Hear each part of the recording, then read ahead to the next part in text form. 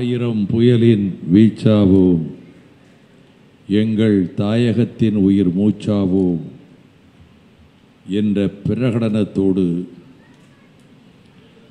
இந்த அரங்கத்திலே நடைபெறுகிற இந்திய ஈழத்தமிழர் நட்பு மையத்தின் சார்பில் காரை முதல் எனது அருயிரண்ணன் பல நெடுமாறன் தொடங்கி முள்ளிவாய்க்கால் முற்றத்தை கட்டி எழுப்பி 1000 துயிலகங்களை சிங்களவன் அழித்தாலும் மண்ணோடு மண்ணாக்கினாலும் பெருவுடையார் கோயில் கம்பீரமாக எழுந்து நிற்கின்ற தஞ்சாவூரில் பராந்தகனும் ராஜராஜ சோழனும் ராஜேந்திர சோழனும் வர்ணகுலத்தானும் படை கொண்டு சென்று இலங்கையிலே களமாடி வென்ற பெருமைக்குரிய தஞ்சாவூரில் நம் இதயத்தை இரத்தக்கோடுகளால் கிழித்த சம்பவங்களை என் ஆருயிர் சகோதரன் நினைவிலே வாழுகிற ஓவியர் வீரசந்தனம் அமைத்து கொடுத்த அந்த ஓவிய கோடுகள் மீது கற்சிலைகளை சிற்பங்களை அமைத்து தருவதற்கு அடிநாதமாக விளங்கிய ஆருயிர் சகோதரர் புதிய பார்வை ஆசிரியர்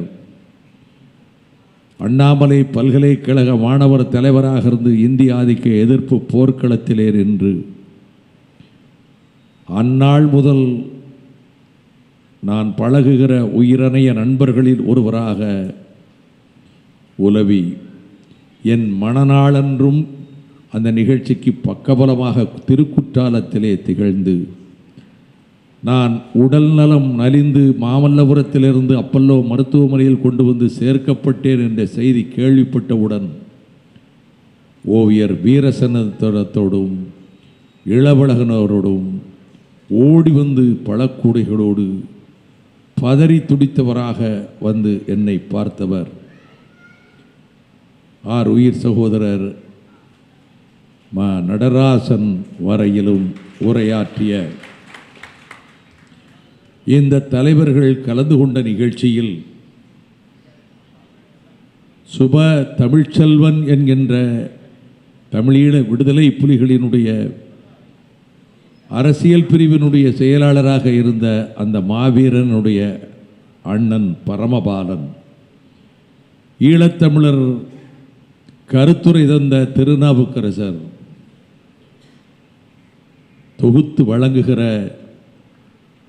என் சகோதரன் விழ விழ எழுவோம் என்ற ஒரு குறுந்தட்டை மறுமலர்ச்சி மன்றத்தின் சார்பிலே எனக்கு தயாரித்து கொடுத்தவரும் இந்த நிகழ்ச்சியில் மட்டுமல்லாது எங்கெல்லாம் தமிழர் துயர்படுகிறார்களோ அங்கே போய் வீர முரசம் எழுப்புகிற இயக்குனர் கௌதமன், இந்த எளியவன் உடைய பங்களிப்பை இந்த நாட்டில் தமிழ்நாட்டில் செய்தியாளர்களிடம் ஊடகங்களிடம் எங்கள் இயக்கத்தின் பங்களிப்பை, ஈழ விடுதலை போர்க்களத்தில் எங்கள் இயக்கத்தின் பங்களிப்பை, மறுமலர்ச்சி திராவிட முன்னேற்றக் கழகத்தின் பங்களிப்பை, 3 தமிழர்களின் கழுத்தை நெரிக்க இருந்த தூக்கு கயிற்றை அறுத்தறிந்த இயக்கம் மறுமலர்ச்சி திராவிட முன்னேற்றக் கழகம் என்ற உண்மையை, முத்துக்குமார் தொடங்கி தீக்குளித்து வடிந்த குடும்பங்களுக்கு நிதியளித்தவன் வைகோ என்ற உண்மையை சொன்ன ஒரே மனிதன் தமிழ்நாட்டில் இயக்குனர் புகழேந்தி தங்கராசு என்ற நன்றி உணர்வோடு இஸ்லாமிய சகோதரர்களும் ஈழத் தமிழர்களுக்காகத்தான் நாங்கள் குரல் கொடுக்கிறோம் என்பதை உறுதிபட இங்கே எடுத்து சொன்ன, கடந்த கால சம்பவங்களிலே நடைபெற்ற தவறுகள் முரண்களை பற்றி அதற்குள் வாதிக்க நான் விரும்பவில்லை என்று கூறிவிட்டு, ஒரு காலகட்டத்தில் விடுதலை புலிகள், தமிழீழ விடுதலை புலிகள் இயக்கமே முன்பெடுத்த முடிவு பிழையானது என்று அவர்கள் கூறி நாங்கள் அரவணைத்துக் கொள்கிறோம் எங்கள் இஸ்லாமிய சகோதரர்களை, கிழக்கு மாவட்டத்திலும் ஈழத்திலும் இருக்கிற சகோதரர்களை என்று அறிவித்ததையும் நெஞ்சிலே நிறுத்தி இங்கே உரையாற்றிய சோசியல் டெமோக்ராட்டிக் பார்ட்டி ஆஃப் இந்தியாவுடைய தமிழகத்தின் தலைவர் கண்ணியத்துக்குரிய தெஹலான் பாக்கவி, இந்திய தௌஹீத் ஜமாத்தினுடைய தமிழகத்தின் தலைவர் கண்ணியத்துக்குரிய முகமது முனீர், மும்பையிலே வந்திருக்கிற தமிழ் இன உணர்வாளர் நாடோடி தமிழர் உள்ளிட்ட இந்த அரங்கத்திலே உரையாற்றிய மதிப்புமிக்க பெரிய மக்களே, அன்பு சகோதரிகளே, என் இனிய சகாக்களே, செய்தியாளர்களே, தொலைக்காட்சி ஊடக ஒளிப்பதிவாளர்களே, வணக்கம். இந்த நிகழ்ச்சிக்கு வாழ்த்து செய்தினை அனுப்பியிருக்கிறவர் இந்த தரணியில் ஈழத் தமிழர்களுக்கான காவல் அரணாக இருக்கிற அதிகார பொறுப்பில் இருக்கிற ஒரே ஒரு தலைவராக நான் மதிக்கின்ற மலேசிய நாட்டின் பினாங்கின் துணை முதலமைச்சர் பேராசிரியர் ராமசாமி அவர்கள். என் தலைவன், நெஞ்சால் நான் பூசிக்கும் தலைவன் பிரபாகரன் அவர்களினுடைய பேரன்பை பெற்று தமிழீழ அரசினுடைய அரசியல் சட்டத்தை வரையறுப்பதற்காக அந்த பேராசிரியர் அரசியல் சட்டங்களை வரையறுப்பதிலே புகழ்பெற்ற பல்கலைக்கழக பேராசிரியர், அவரை ஈழத்துக்கு வரவழைத்து, கிளிநொச்சிக்கு வரவழைத்து அந்த அரசியல் சட்டத்தினுடைய வரைவு சட்டத்தை அவர் தயாரித்து கொடுக்க,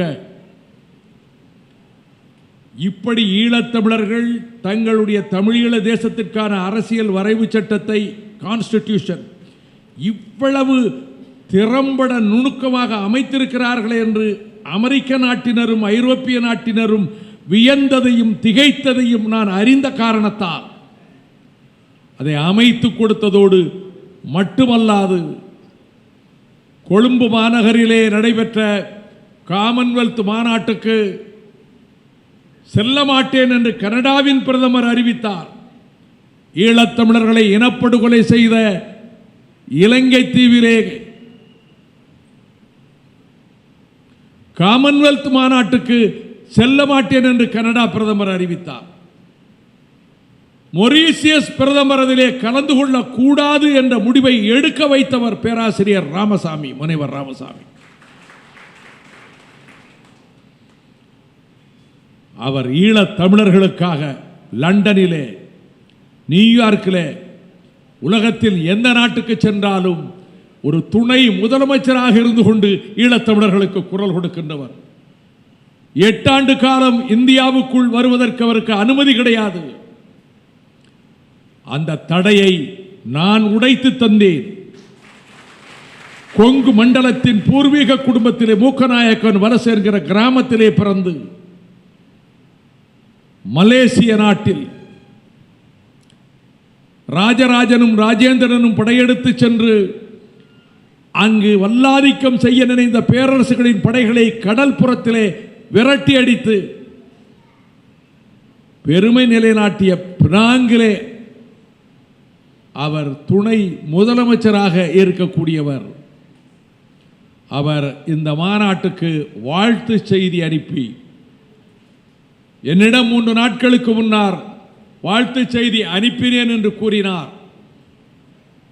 இந்த நிகழ்ச்சிக்கு தலைமையேற்றிருக்கக்கூடிய தமிழ் ஈழத்தின் தேசிய கவிஞன், உணர்ச்சி கவிஞர், லட்சோப லட்சம் இளைஞர்களின் நாடி நரம்புகளில் ஓடுகிற குருதி ஓட்டத்திலே மின்சாரத்தை செலுத்துகின்ற கவிதைகளை படைத்திருக்கின்ற காலத்தால் அழியாத வீர காவியங்களை படைத்திருக்கக்கூடிய காசி ஆனந்தன் அவர்கள் வாழ்த்துதல் வந்துவிட்டது, அதை வைகோ வாசிக்க வேண்டும் என்று என்னிடம் கூறியிருக்கிறார் என்று பேராசிரியர் ராமசாமி அவர்களிடத்திலே நான் குறிப்பிட்டேன். அந்த வாய்ப்பை எனக்கு வழங்கி இருக்கக்கூடிய உணர்ச்சி கவிஞர் இம்மாநாட்டின் தலைவர் காசி ஆனந்தன் அவர்களுக்கு நன்றி தெரிவித்து வாசிக்கிறேன். உணர்ச்சி கவிஞர் காசி ஆனந்தன் அவர்களின் ஒருங்கிணைப்பில் தமிழகத்தின் தலைநகர் சென்னை மாநகரத்தில் நடைபெறும் தமிழ் ஈழம் தமிழர் தாயக மாநாட்டிற்கு வாழ்த்துரை வழங்குவதில் நான் பெருமை அடைகின்றேன். தமிழ் ஈழத்தின் குரலை கவிதைகளின் வழி உலகத் தமிழர்களிடத்தில் கொண்டு சேர்த்த உணர்ச்சி கவிஞர் காசி ஆனந்தன் அவர்கள் ஈழத் தமிழ் இனத்தின் குரலாய் இன்றும் ஒலித்துக் கொண்டுதான் இருக்கின்றார். அந்த அடிப்படையிலேயே இந்த மாநாட்டையும் ஒருங்கிணைப்படுத்தியுள்ளார்.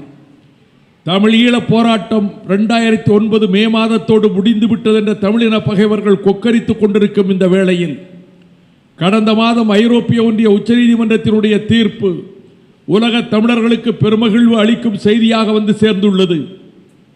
ஐரோப்பிய ஒன்றியம் தமிழர்களின் விடுதலைக்காக ஆயுதம் தாங்கிய தமிழீழ விடுதலை புலிகள் இயக்கம் பயங்கரவாத இயக்கம் என்று வகைப்படுத்தி இருந்தது தவறு என்றும் அந்த முடிவானது வெறும் ஊடக செய்திகளை அடிப்படையாக கொண்டது என்றும் ஐரோப்பிய ஒன்றிய உச்சநீதிமன்றம் அறிவுறுத்தியுள்ளது.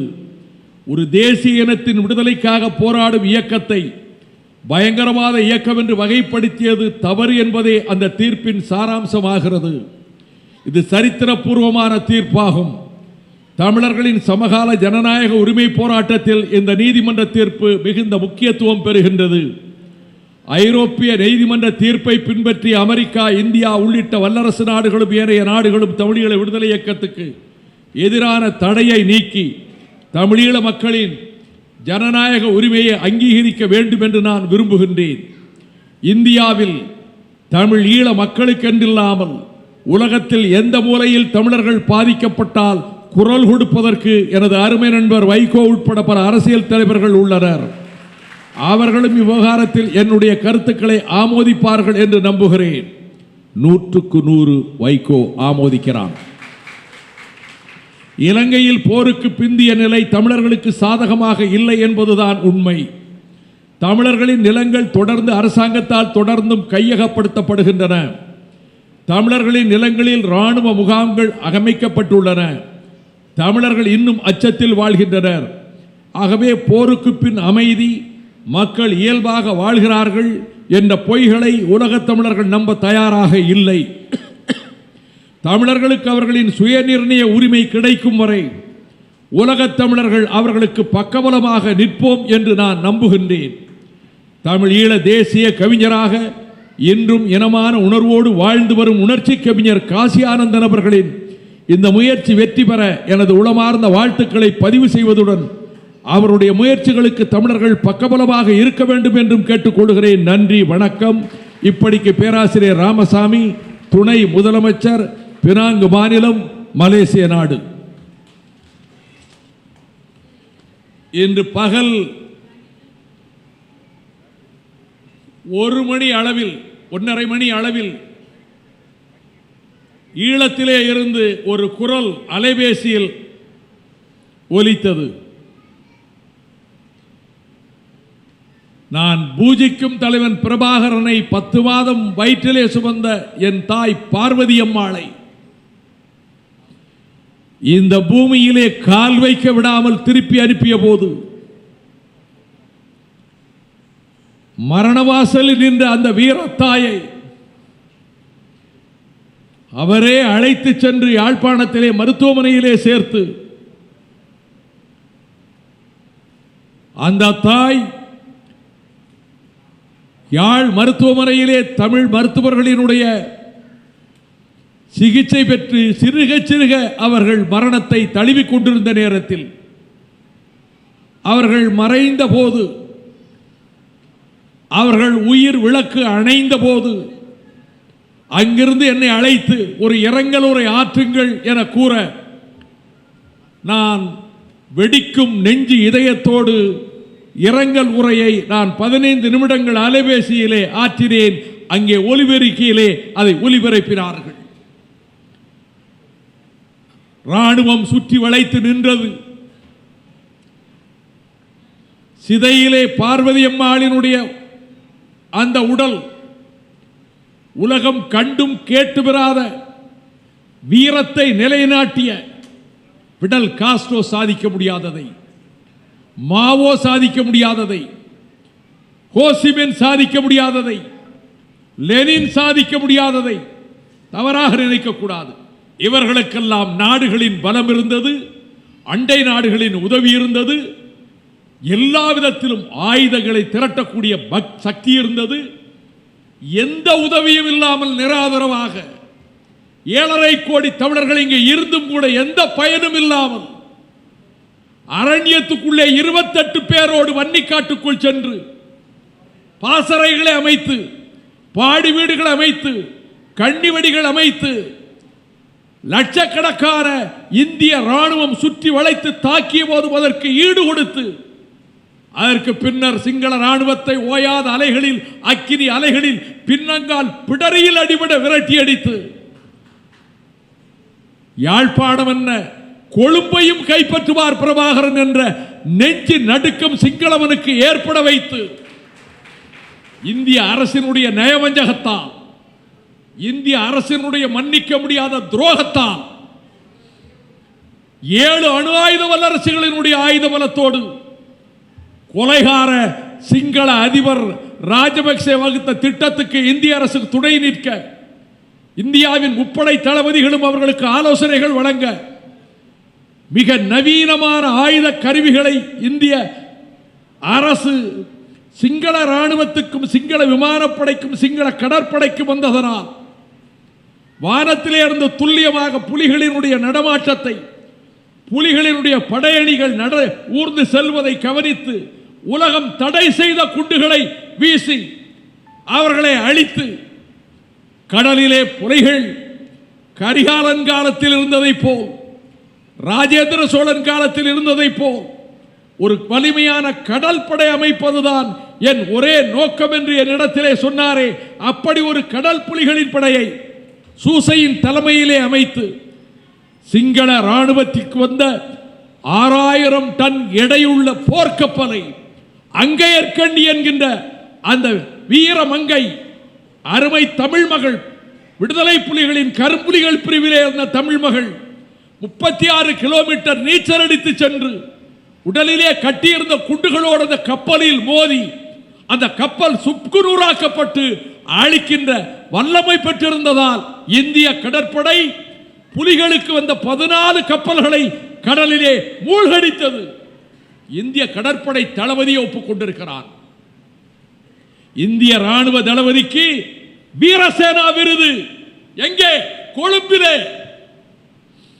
இவ்வளவு நிலைமைக்கும் ஆளாகி இருக்கக்கூடிய அந்த சூழலில் பிரபாகரன் அவர்களினுடைய படைகள் இவ்வளவு கப்பல் படையும் எதிர்த்து போராடிய சூழலில் இந்திய கடற்படை இந்த வஞ்சகத்தை செய்த புலிகளின் கடற்படையை தோற்கடிக்க காரணமாக இருந்தது.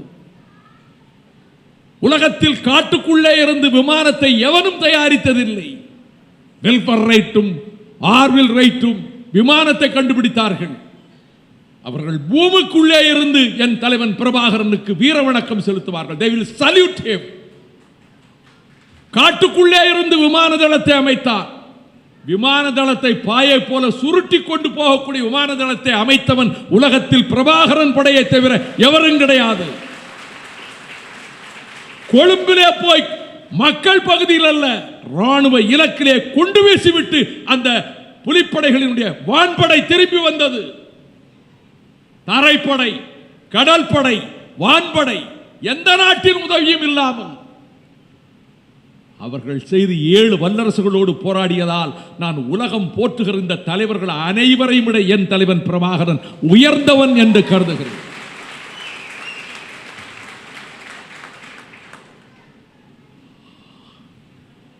அந்த வேதனைகளை சுமந்த நிலையில் அந்த வீர மகனை மணிவயிறு தாங்கியதே எங்கள் தாய் பார்வதி அம்மாள். என் மூத்த மகளுக்கு மகன் பிறந்தான். பெயர் வைப்பதற்கு அழைத்தேன். வேலுப்பிள்ளை அவர்களும் பார்வதி அம்மாளும் என் வீட்டுக்கு வந்தார்கள். என் பேரனை கையில் தூக்கி கொடுத்தேன்.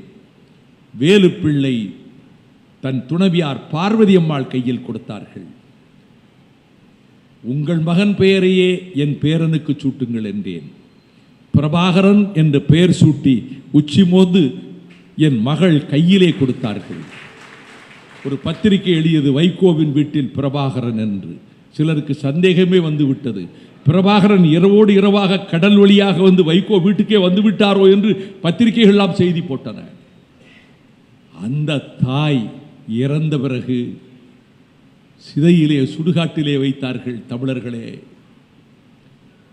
அந்த சிதையில் என் தாயின் உடல் எரிந்து கொண்டிருந்தது. சிங்கள இராணுவத்தினர் 3 தெருநாய்களை சுட்டு, அந்த தெருநாய்களை சுட்ட செத்த நாய்களின் பிணங்களை அந்த சிதையில், பார்வதி அம்மாள் சிதையில் போட்டு எரித்தார்கள். இந்த கொடுமை உலகில் எங்கும் கேள்விப்பட்டதுண்டா? மான உணர்ச்சி தமிழ்நாட்டிலே செத்து போய்விட்டதா? நெஞ்சம் கொதிக்கிறதடா, நெஞ்சம் கொதிக்கிறது. உலகில் எங்கும் இந்த கொடுமை நடந்திருக்க முடியாது. பகை நாட்டு வீரர்கள் மடிந்தாலும் அவர்களை நல்லடக்கம் செய்வதற்கு அந்த இராணுவத்தினரிடம் ஒப்படைத்தவன் என் தலைவன் பிரபாகரன்.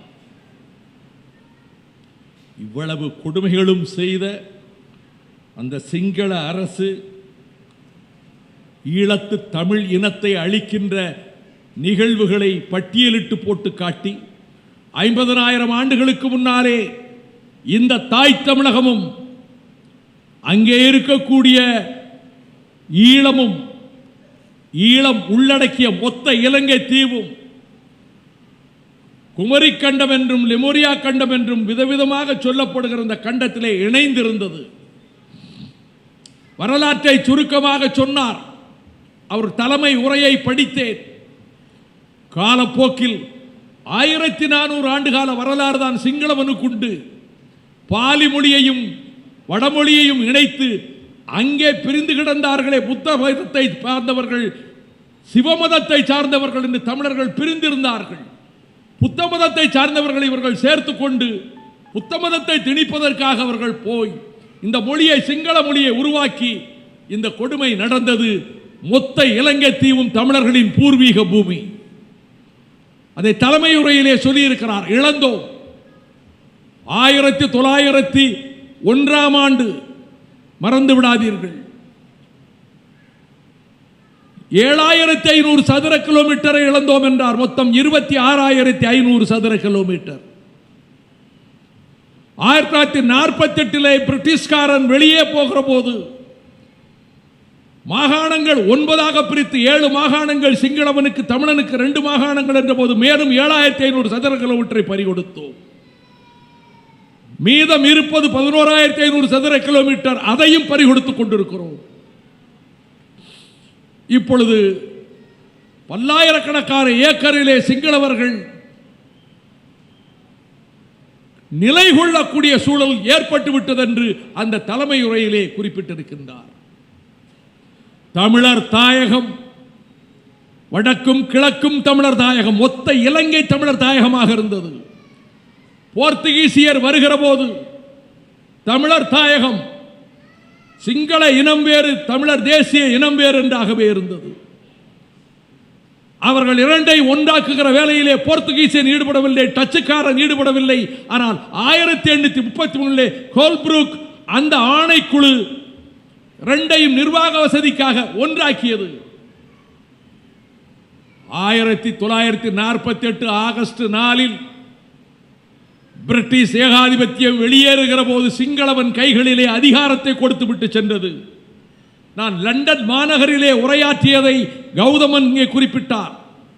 நாடாளுமன்ற கட்டிடத்துக்குள்ளே இருக்கக்கூடிய ஒரு அரங்கத்தில் இங்கிலாந்து நாடாளுமன்ற உறுப்பினர்கள் அமர்ந்திருந்த இடத்தில் என்னை பேச வைத்தார்கள். நான் என்னுடைய ஆங்கிலம், நான் கிராமத்து கலிங்கப்பட்டு கிராமத்து பள்ளிக்கூடத்திலே படித்தவன், நான் கான்வென்ட்டில் படித்தவன் அல்ல. என்னுடைய ஆங்கிலம் கிராமத்து ஆங்கிலம். SSLC பள்ளி இறுதி வகுப்பு வரை ஆங்கிலம் ஒரு பாடம் தான், தமிழ் வழி கல்விதான்.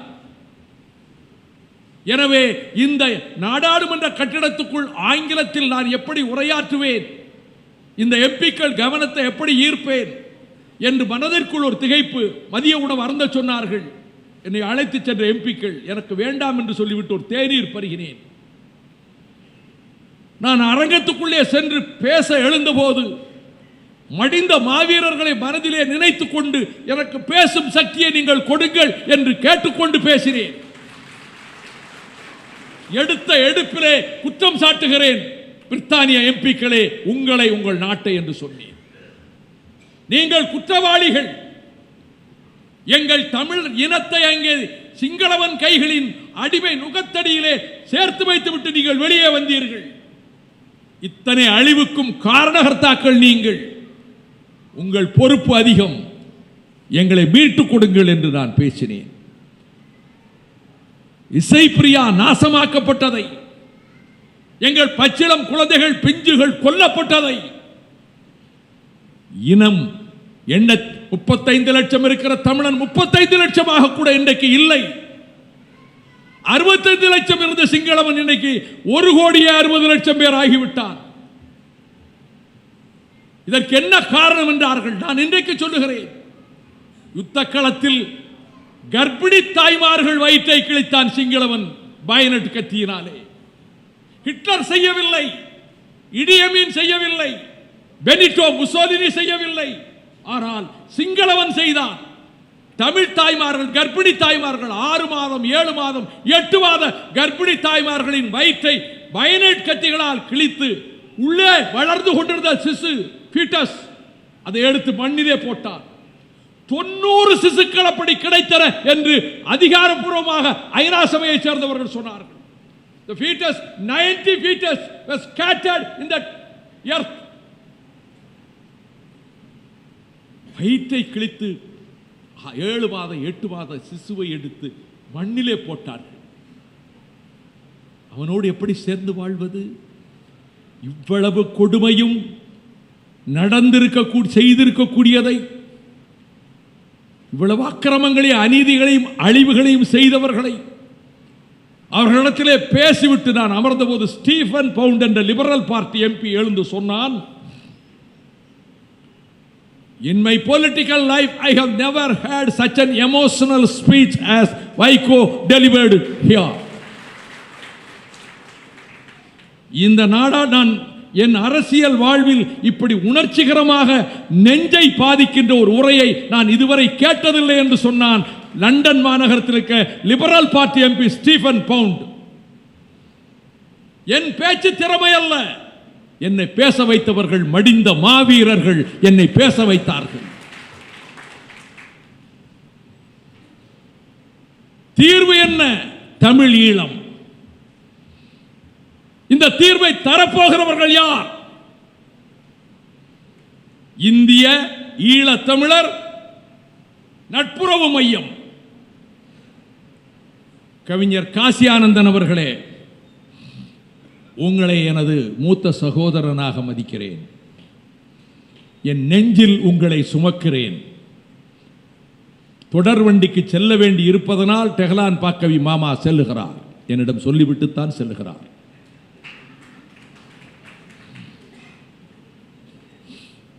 அடைக்கலம் தந்த வீடுகளே போய் வருகின்றோம் நன்றி என்ற உங்கள் பாட்டை கேட்கும் போதெல்லாம் என் கண்களிலே ஒரு துளி ஓரமாக இமைகளை நனைக்கும். உங்கள் பேச்சு, உங்களுடைய கவி உரைகளை நான் சொல்லாத இடம் கிடையாது. நீங்கள் இப்படித்தான் பேச வேண்டும், நீங்கள் இப்படித்தான் அமைப்பை நடத்த வேண்டும். ஈழத்திலிருந்து இங்கு வந்து இந்தியாவை நாங்கள் இன்னும் நேசிக்கிறோம், நம்புகிறோம் என்று சொன்னதில் தவறு கிடையாது. என் தலைவன் பிரபாகரன் சுதுமலை உரையை நான் 4ஆம் தேதி நேற்று முன்தினம் எங்கள் தாயகத்தில் புகழேந்தி தங்கராசு அவர்கள் வந்திருந்தார்கள். அந்த புகழேந்தி தங்கராசு அவர்கள் வந்திருக்கக்கூடிய இடத்தில் நாங்கள் திலீபனுடைய படத்தையும் பாலச்சந்திரனுடைய திருவுருவ படத்தையும் வைத்து அதற்கு மலர்கள் தூவி ஒளிவிளக்கு ஏற்றி வைத்துவிட்டு அந்த நிகழ்ச்சியை நடத்துகிற போது பிரபாகரன் சுதுமலையில் ஆற்றிய உரையை நான் வாசித்தேன். 200 பிரதிகள் எடுத்து வந்திருந்த பத்திரிகையாளர்களிடம் கொடுத்தேன். ஒரு பத்திரிகை கூட மறுநாள் ஒரு வரி அதிலே போடவில்லை. அதை பற்றி ஐ டோன்ட் கேர், அதை பற்றி நான் கவலைப்படவில்லை.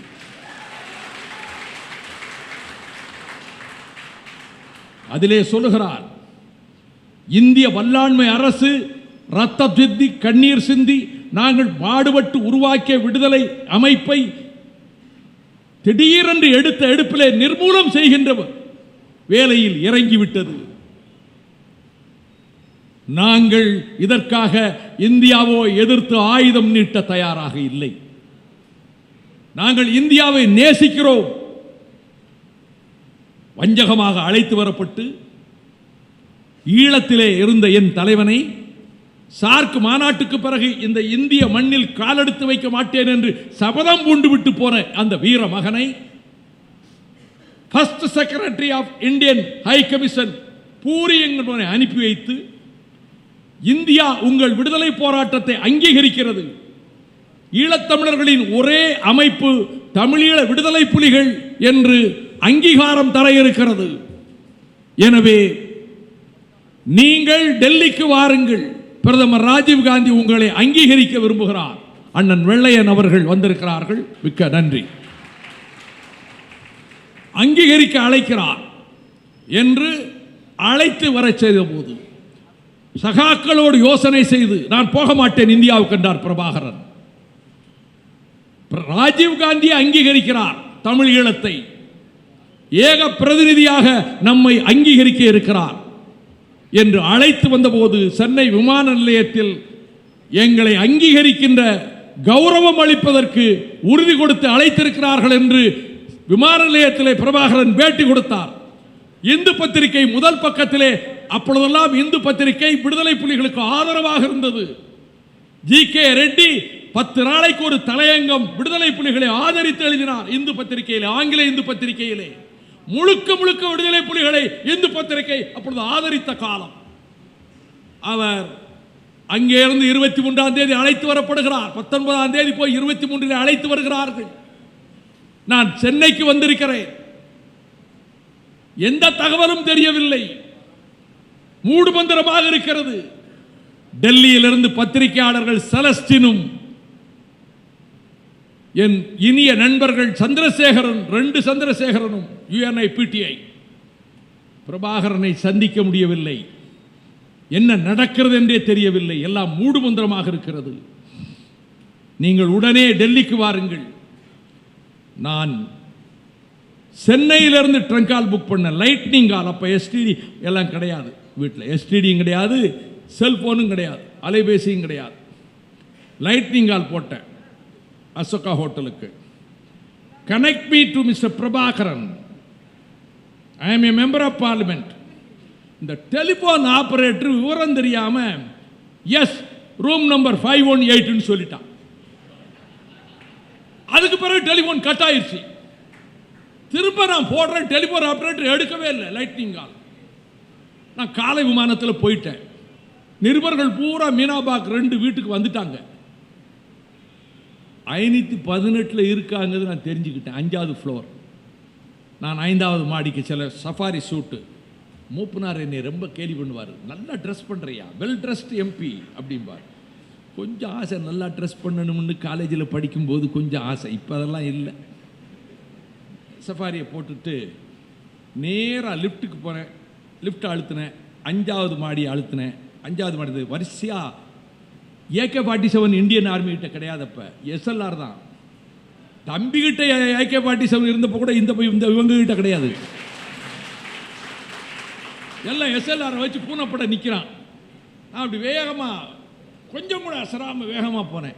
யாரோ முக்கியமான ஆஃபீஸர் எக்ஸ்டர்னல் அஃபேர்ஸ் மினிஸ்டர்லேருந்து வந்திருக்காருன்ட்டு இந்த பயகப்புறம் சும்மா இருந்துட்டான். நீங்கள் நம்மளை தேடிக்கிட்டு இருக்கும்போது போலீஸ் ஸ்டேஷனுக்கு முன்னாடி இருந்து பீடி குடித்தா கண்டுபிடிக்க மாட்டான். அதுக்காக போய் நீங்கள் அதுக்காக தேடுறேன்னு சொல்லி போய் போலீஸ் ஸ்டேஷனுக்கு முன்னாடி பீடியை குடிச்சு பிடிபட்டுக்கிறாங்க. ஒரு சைக்காலஜி தானே. ஊரெல்லாம் தேடிக்கிட்டு இருப்பான், அவன் எதுக்கு போய் நின்றுட்டு இருந்தால் நம்ம அவனுக்கு சந்தேகம் வராது இல்லை. இது ஒரு டெக்னிக். நான் வேகமாக போனேன். 518க்கு முன்னாடி போய் நின்னேன். என்னன்னா, tell your commander I am a member of parliament so and so.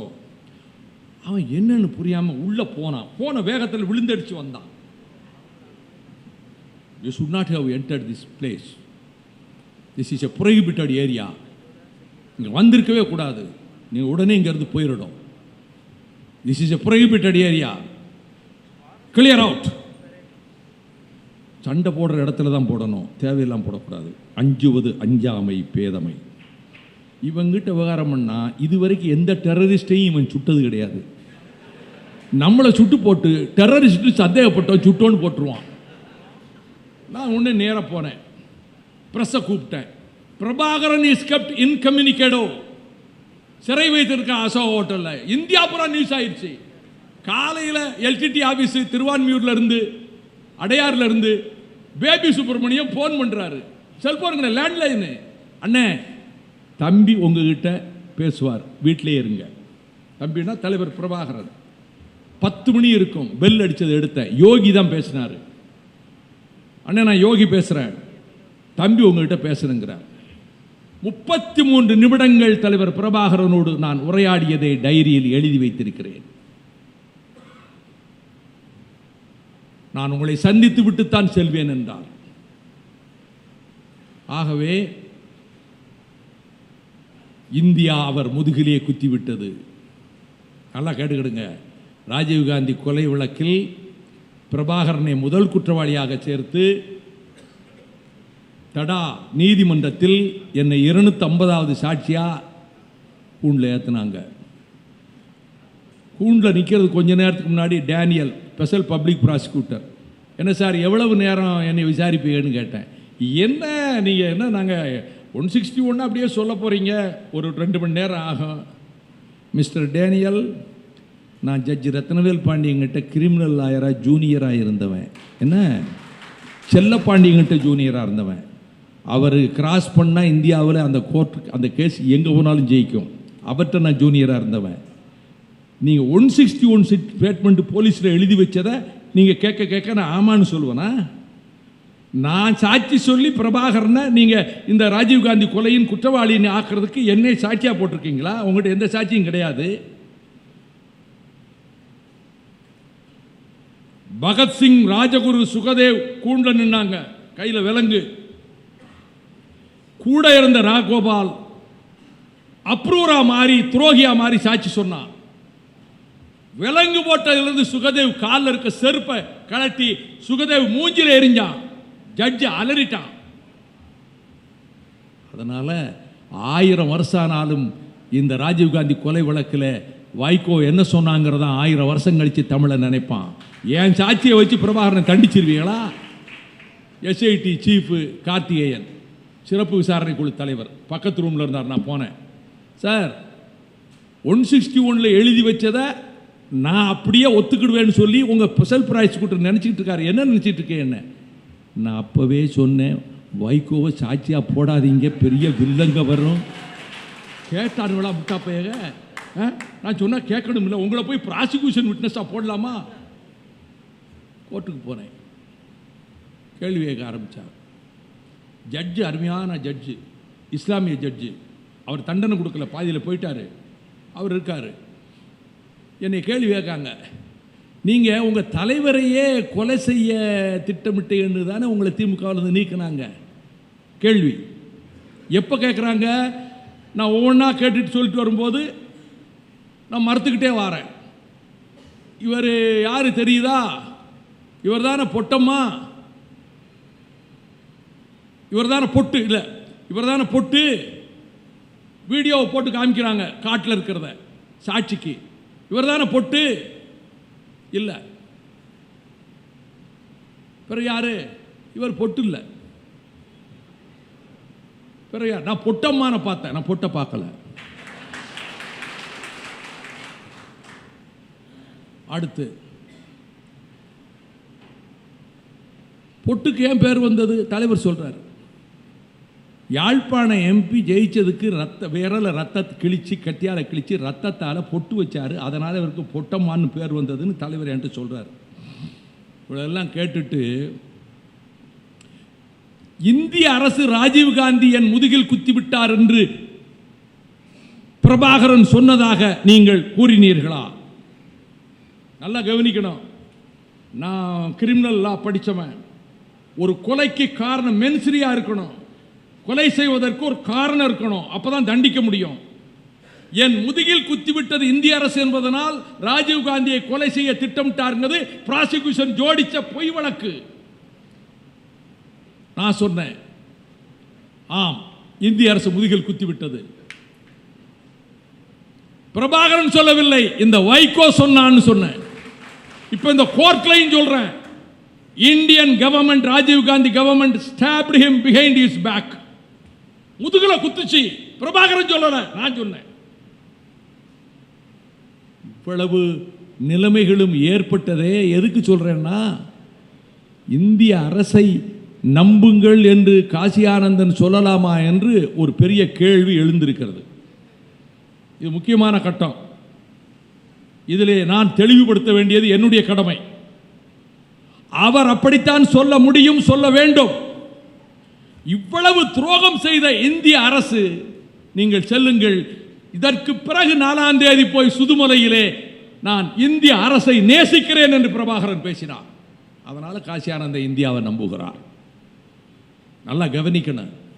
பிரபாகரனுக்கு இவ்வளவு வஞ்சகமும் துரோகமும் இழைத்த பிறகு சுதுமலையில் நான் இந்தியாவை நேசிக்கிறேன், இந்திய சிப்பாய்களோடு துப்பாக்கியை நீட்ட நான் தயாராக இல்லை, ஆனால் நாங்கள் தியாகத்தால் எழுப்பிய கோட்டையை நிர்மூலம் செய்துவிட்டது ஒரு வல்லாண்மையான அரசு. எங்கள் பாதுகாப்பை இந்தியாவிடம் ஒப்படைக்கிறோம். ஆயுதங்களை ஒப்படைக்க சொல்லுகிறார்கள். எங்கள் பாதுகாப்பை இந்திய அரசிடம் ஒப்படைக்கிறோம். ஆனால் சிங்கள இனவாத பூதம் இந்த ஒப்பந்தத்தை விழுங்குகிற நாள் வெகு தூரத்தில் இல்லை. என்னுடைய அன்புக்குரியவர்களே, இந்திய அரசினுடைய பங்கு என்ன செய்ய போகிறது? நான் பிஜேபியோடு கரம் கோர்த்தவன். இந்திரா காந்தி அம்மையாருக்கு தொலைநோக்கு பார்வை இருந்தது. திரிகோணமலையை கைப்பற்றினால் ஆசியா கண்டத்தை கைப்பற்றலாம் என்று நெப்போலியன் போனபார்ட் சொன்னான். திரிகோணமலை துறைமுகம் இயற்கை ஆழ்கடல் துறைமுகம், எந்த நாட்டிலும் கிடையாது. அது தமிழர்களின் துறைமுகம். அந்த துறைமுகத்திலே அமெரிக்க நாடு கண் வைத்தது. திரிகோணமலையை கைப்பற்ற நினைத்தது. சீனா அப்பொழுது வாலாட்ட முடியவில்லை. இந்திரா காந்தி தெளிவான முடிவெடுத்தார். இங்கு 7 கோடி தமிழர்கள் இருக்கிறார்கள், அங்கு ஈழத்தமிழர்கள். அவர்கள் அரசு அமைத்தால், அவர்கள் வலுவாக இருந்தால் தெற்கே அவர்கள் அரணாக இருப்பார்கள். சிங்களவன் என்றைக்கும் பாகிஸ்தானுக்கு சீனாவுக்கு தான் ஆதரவாக இருப்பார். ஆகவே புலிகளுக்கு ஊக்குவிப்போம், ஆயுத பயிற்சி கொடுப்போம். எல்லா அமைப்புகளுக்கும் ஆயுத பயிற்சி கொடுத்தார்கள். டெலோவுக்கு, ஈராஸுக்கு, இபிஆர்எல்எஃப்க்கு, பேருக்கு முழு பயிற்சி விடுதலை புலிகளுக்கு கொடுத்தாங்க. சாம் மிசைல்ஸ், புலேந்திரன் சாம் மிசைல் இயக்குவதிலே இல்லாதி வில்லன், வீர தளபதி, நச்சுக்குப்பை கடித்து மாண்டானே குமரப்பாவோடு புலேந்திரன், அவன் சாம் ஏவுகணைகளை ஏறுவதில் நிகரற்றவன். பயிற்சி கொடுத்தது இந்திய அரசு. இந்தியா டுடேயிலே பக்கம் பக்கமாக போட்டோ போட்டு வந்தது. இந்த கட்டத்தில் சில குழப்பங்களை சில பேர் செய்தார்கள். நான் பெயர்களை சொல்ல விரும்பவில்லை. தந்தை செல்வாவினுடைய புதல்வர் என்பதால் நான் பெயரை சொல்ல விரும்பவில்லை. இந்த குழப்பங்களுக்கு மத்தியிலே புலிகள் மீது சந்தேகத்தை ஏற்படுத்தினார்கள். ஆனால் இந்திரா காந்தி அதை ஏற்கவில்லை. இந்த சந்தர்ப்பத்தில் 1984 வருடம் இந்திய நாடாளுமன்றத்தில் ஆகஸ்ட் 16ஆம் தேதி ஈழத்தமிழர்களுக்கு பாதுகாப்பு கோரி கவன ஈர்ப்பு தீர்மானம் நான் கொண்டு வந்தேன். நான் பெருமை அடித்துக் கொள்ளவில்லை. இந்திய நாடாளுமன்றத்தில் ஒரு நாடாளுமன்ற உறுப்பினர் ஒரே சப்ஜெக்ட்ல 13 தடவை கவன ஈர்ப்பு தீர்மானம் கொண்டு வந்தது லோக்சபாவிலும் கிடையாது, ராஜ்யசபாவிலும் கிடையாது. இந்த எளியவன் 13 தடவை கவன ஈர்ப்பு தீர்மானம் கொண்டு வந்திருக்கிறார். 50 கவன ஈர்ப்பு தீர்மானத்தில் ஒரு எம்பி கையெழுத்து போட்டிருக்கலாம். 100 கவன ஈர்ப்பு தீர்மானத்தில் ஒரு எம்பி கையெழுத்து போட்டிருக்கலாம். ஒரே எம்பி ஒரு சப்ஜெக்டை கவன இனிஷியேட் பண்றது, விவாதத்தை தொடங்கி வைப்பது, 13 தடவை ஒரே சப்ஜெக்ட்ல கவன ஈர்ப்பு தீர்மான வாதத்தை நான் ராஜ்யசபாவில் தொடங்கி வச்சிருக்கிறேன். அப்படி தொடங்கி வைத்த வாதத்தில் இந்திரா காந்தி வந்து உட்கார்ந்து பேச வருகிறார். நான் பேசுகிறேன். பிரதமர் அவர்களே, வங்கதேசத்தை மீட்டுக் கொடுத்தீர்கள் மனக்ஷா தலைமையிலே ராணுவத்தை அனுப்பி. பங்களாதேஷ் உதயமானது. நீங்கள் நாடாளுமன்றத்துக்கு வந்தீர்கள். உங்களை கடுமையாக எதிர்த்துக் கொண்டிருந்த ஜனசங்கத்தின் தலைவர் அடல் பிகாரி வாஜ்பாய் அவர்கள் துர்கா தேவியே வருக வரவேற்றார். துர்கா தேவியே வருக என்று வரவேற்றார். சபை நிசப்தமானது. இந்திரா காந்தி என்னையவே பார்த்து கொண்டிருந்தார். எங்களுக்கு தமிழ் ஈழம் என்கிற தேசத்தை இந்திய ராணுவத்தின் மூலம் நீங்கள் அமைத்துக் கொடுங்கள். உங்களை பராசக்தி என்று தலைமுறை தலைமுறையாக 1000 ஆண்டுகளுக்கு நாங்கள் வழிபடுவோம். Indira Gandhi became emotional. அடுத்து நான் ரொம்ப நேரம் எழுத்துட்டு போ. அடுத்து இந்திரா காந்தி பேசுறாங்க. அவர் சொல்றாங்க, I share the concern expressed by DMK MP. திமுக நாடாளுமன்ற உறுப்பினருடைய உணர்வை நான் பகிர்ந்து கொள்ளுகிறேன். அடுத்து சொல்லுகிறார், the Tamils of the north and east of that island are the original inhabitants of the land. நீங்க இவ்வளவு நேரம் சொன்னீங்கல்ல, இந்திரா காந்தி பார்லிமெண்ட்ல சொன்னாங்க. வடக்கிலும் கிழக்கிலும் வாழும் தமிழர்கள் தான் அந்த தீவின் பூர்வீக குடிமக்கள். வெளியே வந்துட்டாங்க. நான் ஏன் இந்த லாபி இன்னர் லாபி உள்ள ஓடி வந்து பிரைம் மினிஸ்டர் வெளியே வர்ற லாபிக்கு ஓடுறேன். அவர் வெளியே சீக்கிரம் வந்துடுவாங்கல்ல, அங்கேருந்து வரவங்கள ஓடி போகிறேன். அவங்க அந்த வாசலுக்கு அந்த இன்னர் லாபிக்குள்ள நுழையிறதுக்கும் நான் போகிறதுக்கு கும்பிட்டேன். இப்படி ரொம்ப கும்பிட்டு எனக்கு எப்படி நன்றி சொல்லன்னு தெரியலை. ஆன் பிஹாஃப் ஆஃப் தமிழ்ஸ் ஐ ஆம் touched. I extend my million thanks, gratitude. அந்த அம்மாட்ட சொன்னேன், you could create ஈழம். நீங்க ஈழத்தை அமைக்க முடியும். என்ன சொன்னாங்க தெரியுமா? The Tamils are scattered in the middle areas, the mountain areas. Plantation Tamils, they will get killed. நான் ராணுவ நடவடிக்கை எடுத்தால் தோட்ட தொழிலாளர்கள் இந்திய வம்சாவளி தமிழர்கள் கொல்லப்படுவார்களே.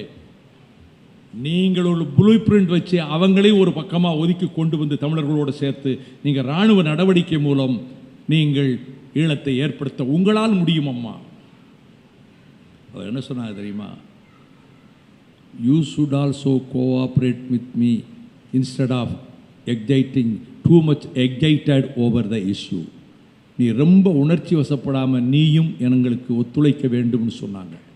இதுக்குள்ள மினிஸ்டர்ஸ் வந்துட்டாங்க. 3 நிமிஷம் தான் அந்த கான்வர்சேஷன். பேச்சை நிப்பாட்டிட்டோம். ஏன்னா முக்கியமான விஷயம். நான் நேராக இந்து ஆஃபீஸுக்கு போய் ஜிகே ரெட்டிகிட்ட சொன்னேன். ஜிகே ரெட்டி சொன்னார், இந்திரா காந்தி அம்மா ஒரு பிளான் வச்சுருக்காங்க, ஒரு மிலிட்ரி பிளான், ஒரு ப்ளூ பிரிண்ட் தயாராகிருக்கு. நீங்கள் தனியாக போய் பேசுங்க, உங்கள்கிட்ட விரிவாக பேசுவாங்க. தலையிருக்க வாலாடாது இல்லவா? நான் திமுகவில் நான் பேட்டியே கொடுத்ததில்லை. திமுகவில் ஒரு பத்திரிகைக்கு நான் பேட்டியே கொடுத்தது ஈழத்திலிருந்து வந்த அன்னைக்கு தான் ஒரு பேட்டி கொடுத்தேன். நானாக போய் பிரதமரை பார்க்க முடியுமா? பார்த்தா தப்பு வந்துடாதா கட்சிக்குள்ளே? போகலை. அதுதான் இந்திரா காந்தி அம்மையார் இந்திய நாடாளுமன்றத்தில் பேசிய கடைசி பேச்சு. சபை 2 நாளில் கலைஞ்சிருச்சு. அக்டோபர் 30 அம்மாவை சுட்டு கொண்டுட்டாங்க. ஈழத்தில் அத்தனை தமிழ் வீடுகளிலும் சமையல் செய்யவில்லை, கருப்பு கொடிகளை ஏற்றினார்கள். இந்திரா காந்தி படத்தை வைத்துக் கொண்டு தெருவிலே மௌன ஊர்வலம் வந்தார்கள். சிங்கள ராணுவத்தினர் உங்க ஆத்தா இனி வருவாளாடா அப்படின்னு சுட்டான். இந்திய ஈழ நட்புறவு மையம்னு சொல்றதுனால அதை நான் சொல்றேன். இந்திரா காந்தி அம்மையாருக்கு அந்த எண்ணம் இருந்தது. அடுத்து ராஜீவ் காந்தி வந்தார். சிறிது காலம் உதவிகள் சென்றன. உதவியை நிறுத்தினார். அந்த உதவியை நிறுத்திய வேளையில் அவர்களுக்கு ஆயுத களங்களை அமைத்துக் கொடுத்த மாபெரும் மனிதன், மனிதாபிமானி, மக்கள் திலகம் எம்ஜிஆர் என்பதை இங்கே நான் பதிவு செய்கிறேன். 4 கோடி ரூபாய் புனர்வாழ்வு, ஈழத்தமிழர் புனர்வாழ்வு மையம் பேங்க்ல செக் போட்டு கொடுத்தார் எம்ஜிஆர். பிரபாகரனும் பாலசிங்கமும் வாடிய முகத்தோடு தமிழ்நாடு ஹவுஸுக்கு டெல்லியில் வந்தாங்க. என்ன வாட்டமா இருக்குது. நீங்கள் நாங்கள் உதவி செய்ய முடியாதுன்னு இந்திய சர்க்கார் சொல்லிட்டாங்க. Rajiv Gandhi prime minister. அதுக்கு ஏன் கவலைப்படுறீங்க? என் டெல்லி ப்ரோக்ராம் பூரா கேன்சல் பண்ணிட்டு நானும் ஈவினிங் ஃப்ளைட்டில் புறப்படுறேன். நீங்களும் சென்னைக்கு வாங்க, நான் தர்றேன் பணம். எவ்வளோ தருவான்னு எதிர்பார்த்தீங்க? 2-3 கோடி. நான் தர்றேன், 4 கோடி தர்றேன் கொடுத்தான். பிறகு என்ன ஆயிற்று? போஃபர்ஸில் ஐயா சிக்கிக்கிட்டார் ஊழலில், ராஜீவ்காந்தி. நான் இன்றைக்கு சொல்கிறேங்க, எனக்கு கூட ராஜீவ்காந்தி மேலே பகை கிடையாது, என்கிட்ட ரொம்ப பிரியமாக இருப்பார் அவர். பொய் சொல்கிறேன்னு நினைக்காதீங்க. நான் ஒரு நாள் சொன்னேன், ஆரம்பித்தேன், த மோஸ்ட் ரிடிகுலஸ் ஸ்டேட்மெண்ட் எவர் மேடுன்னு ஆரம்பித்தேன். ராஜீவ்காந்தி உட்கார்ந்துருக்காரு, முட்டாத்தனமாக கேலித்தனமாக ஒரு ஸ்டேட்மெண்ட் கொடுத்த ஆளுன்னு ஒன்று. அவ்வளவு காங்கிரஸ்காரன் எந்திரிச்சு, ஏய் பேச்ச நிறுத்து, ஸ்டாப் ஸ்டாப் ஸ்டாப்னா நான் பேச அப்படியே நின்றுட்டு இருந்தேன். அவங்களுக்கு எப்போ தம்மு அவுட் ஆகுமோ அப்போ திரும்ப சொல்லுவேன். நான் சொன்னேன், ஏயா கத்திரிக, நான் ராஜீவ்காந்தியவா சொன்னேன்? The most ridiculous idiotic statement ever made by Jayewardene president of ஸ்ரீலங்கான்னு சொன்னால் அதுக்குள்ளே நீங்களா ராஜீவ்காந்தி? அவர் ராஜீவ்காந்தி சிரிச்சிட்டார். அவர் ஒரு நாள் ராஜ்யசபாவிலேருந்து வெளியே வராரு, நான் லாபியில் நிற்கேன், என்னை கூப்பிடுறாரு கூட. நான் அவர் கூடயே போகிறேன். சென்ட்ரல் ஹாலில் இருக்கிறவன்லாம், என்னடா ராஜீவ்காந்தியை தினம் போட்டு இந்த பாட்டு வாட்டுறான், அவர் கூட கையை பிடிச்சி கூட்டிகிட்டு போயிட்டு இருக்காருன்னு எல்லாம் என்னையே பார்க்குறாங்க. நமக்கு வெயிட் ரொம்ப கூடி போச்சு. கூட்டிகிட்டு போகும்போது நான் சொல்கிறேன் கேளுங்க, லோக்சபா அவுட்டர் லாபிக்குள்ளே போகும்போது இந்த இன்னர் லாபியிலிருந்து அந்த ஸ்க்ரீனை விலக்கிட்டு ஒரு எம்பி வேகமாக வந்துட்டார். வேகமாக வந்தவர் ராஜீவ்காந்தி மேலே மோதிர மாதிரி வந்துட்டார். ராஜீவ்காந்தி இப்படி லேசாக தடுமாறணும், நான் இப்படி பிடிச்சேன். அவர் புல்லட் ப்ரூஃப் ஜாக்கெட் இங்கே போட்டிருக்கிறது அப்போ தான் எனக்கு தெரிஞ்சது. Bullet proof jacket. ரூம் கூட்டி போனார், உட்காருங்கன்னாரு. அப்பாயின்மெண்ட் ஒன்றும் கிடையாது. இந்த ஈழ பிரச்சனையில் நீங்கள் உங்களுக்கு தோன்றதை சொல்லுங்கன்னாரு. நான் சொன்னேன், உங்கள் அம்மா விடுதலை புலிகளுக்கு உதவி பண்ணிச்சு. உண்மையான இயக்கம் விடுதலை புலிகள் இயக்கம் பூரா ஃப்ராடு கம்பெனி. மற்றது இவங்க தப்பு பண்ணுறாங்க, ஒழுக்கக்கேடாக நடக்கிறாங்க, தவறான கொலைகள் செய்கிறாங்க. LTD is the real organisation. உங்ககிட்ட தப்பாக வெளிநாட்டு அதிகாரிகள் சொல்கிறாங்க, நீங்கள் அவங்கள சப்போர்ட் பண்ணுங்க. என் டைரி எல்லாம் வச்சுருக்கேன், 35 வருஷ டைரி வச்சுருக்கேன். இயற்கை என்னை ரொம்ப காலம் வாழ அனுமதிச்சா சுயசரிதை எழுதும்போது அதெல்லாம் இப்போ புதுசாக எழுத முடியாது, டேட் வாரியாக எழுதியிருக்கிறேன். இது அந்த தேதியில் எழுதியிருக்கிறேன். ராஜீவ்காந்தி சொன்னதை தவறான பாதையை காட்டினார்கள். பண்டாரி போன்ற அயோக்கிய வந்து வழிகாட்டினாங்க. ஜி பார்த்த சாரதின்னு இன்னொருத்தவன் தான், பழைய ஜி பார்த்த சாரதி இல்லை, ஐநாவிலிருந்து அண்ணாவுக்கு வேண்டியவராக இருந்து ஈழத்துக்கு ஆதரவாக இந்திரா காந்திக்கு ஆலோசனை சொன்னவர்ல இவன் இன்னொரு ஜி பார்த்த சாரதி. இலங்கையில் இந்திய ராணுவம் தாக்குதல் நடத்தும் போது ஒரு கூட்டத்தை போட்டாங்க. மாத்தையா வந்து ஒப்படைச்சார்ல இந்திய ராணுவ வீரர்களை, மறுநாள் கூட்டத்தை போட்டாங்க. எனக்கு பார்வர்ட் பிளாக் தலைவர் ஃபோன் பண்ணி, ஈழ பிரச்சனைக்கு நீ கூட்டம் போட்டிருக்காங்களே, டிஃபென்ஸ் மினிஸ்டர் கேசி பந்து போட்டிருக்காரு, என்ன பேசுறது, உங்களுக்கு அழைப்பு வரலையானார். என்னைய கூப்பிடு, உங்களை கூப்பிடாம என்னத்தை கூட்டம் போடுவான், எனக்கு அழைப்பு இல்லையே. எத்தனை மணிக்குண்ண? 62ஆம் நம்பர் ரூமில் 9:30 மணிக்குன்னாங்க. நான் 9:25க்கே போயிட்டேன். என்னை பார்த்த உடனே கேசி பந்துக்கு ஒன்றும் ஓடலை. இந்த பயலுக்கு அழைப்பே கொடுக்கல, வந்து உட்கார்ந்துருக்கானேன்னு. கூட்டம் ஆரம்பிச்சது. எனக்கு ஏன் அழைப்பு கொடுக்கலன்னு கேட்டேன், பதில் சொல்ல முடியலை. இன்டரிம் அட்மினிஸ்ட்ரேஷனை பிரபாகரன் ஏற்றுக்கொள்ளவில்லை என்று நீங்கள் ராணுவ நடவடிக்கை எடுக்கிறீர்கள். வடக்கையும் கிழக்கையும் பிரிக்கின்ற வேலை, சதி வேலையிலே சிங்களவன் ஈடுபட்டதை சொன்னீர்கள் காசி ஆனந்தன் அவர்களே. இந்திய அரசு ஈடுபட்டது. நிர்வாக சபையில் பத்மநாதனை தலைவராக, இன்டரிம் அட்மினிஸ்ட்ரேஷனுக்கு தலைவராக போடணும்னு சொல்லி கிழக்கு மாகாணத்திலிருந்து 3 பேர் 2 முஸ்லீம்களையும் சேர்த்து நிர்வாக சபையில் பிரபாகரன் எழுதி கொடுத்தார். இவன் தீட்சித் அங்கே இருந்தான், ஜெயவர்தனா இதை ஏற்றுக்கிடக்கூடாது, கிழக்கு மாகாணத்துக்கு பிரதிநிதித்துவம் இல்லாமக்கிட்டா கிழக்கில் உள்ள தமிழர்களை வடக்குக்கு எதிராக திருப்பலாம். இது அவங்க திட்டம். இதுதான் பிரச்சனையே. பிரபாகரன் ஏத்துக்கல. இந்த கட்டத்தில் திலீபன் உண்ணாவிரதம் இருக்கிறார் 15 நாள். தீட்சித்து பலாலி வரைக்கும் போறவய அவரை போய் எட்டி கூட பார்க்கல. 12 நாள் ஒரு சொட்டு தண்ணீர் பருகாமல் இறந்து போனார் திலீபன். செப்டம்பர் 26 தொடங்கியது. செப்டம்பர் 15 14ஆம் தேதி இதே தீட்சித்து துரோகிப்பய ஹர்கிரத் சிங் ராணுவ தளபதியை கூப்பிடுறான், இந்திய ராணுவ தளபதியை. பிரபாகரன் இன்னைக்கு ராத்திரி நாளைக்கு பார்க்க வர்றாரா? இன்னைக்கு ராத்திரி அவன் நாளைக்கு வர்றாரு, இன்னைக்கு வர்றாரு. சுட்டு கொன்னுருங்க. எழுதி வச்சிருக்காருங்க ஹர்கிருத் சிங் புக்கு. சுட்டு கொன்னுருங்க. நாங்கள் நம்பி எங்களிடம் பேச வருகிறவரை சுட்டுக் கொள்ளுகிற துரோகத்தை ஒருபோதும் செய்ய மாட்டோம், இந்திய ராணுவ தளபதி சொன்னார். This is not my orders, these are the orders from Delhi. இது என் உத்தரவு அல்ல, டெல்லியின் உத்தரவு. அப்படின்னா ராஜீவ்காந்தி உத்தரவு. இந்த புஸ்தகம் தடை செய்யப்படலை. ஹர்கிருத் சிங் புக்கு இன்னைக்கு அங்கே இருக்கு. 15ஆம் தேதி உண்ணாவிரதம் தொடங்கி 26ஆம் தேதி இறந்து போனார். 3ஆம் தேதி கடல்புறா என்கிற படகிலே பொன்னப்பா, குமரப்பா, புலேந்திரன் உள்ளப்பட்ட 17 பேர் அங்கிருந்து வர்றாங்க. தலைவர் பிரபாகர் கேட்டுவார், நிலவு வெளிச்சத்திலே குமரப்பாவு கல்யாணமாகி 30 நாள் ஆகுது, புலேந்திரனுக்கு கல்யாணமாகி 10 மாதம் ஆகுது. அந்த நிலவின் வெளிச்சத்திலே அடேல் பாலசிங்கம் பார்த்ததை என்கிட்ட சொல்லி அழுதாங்க.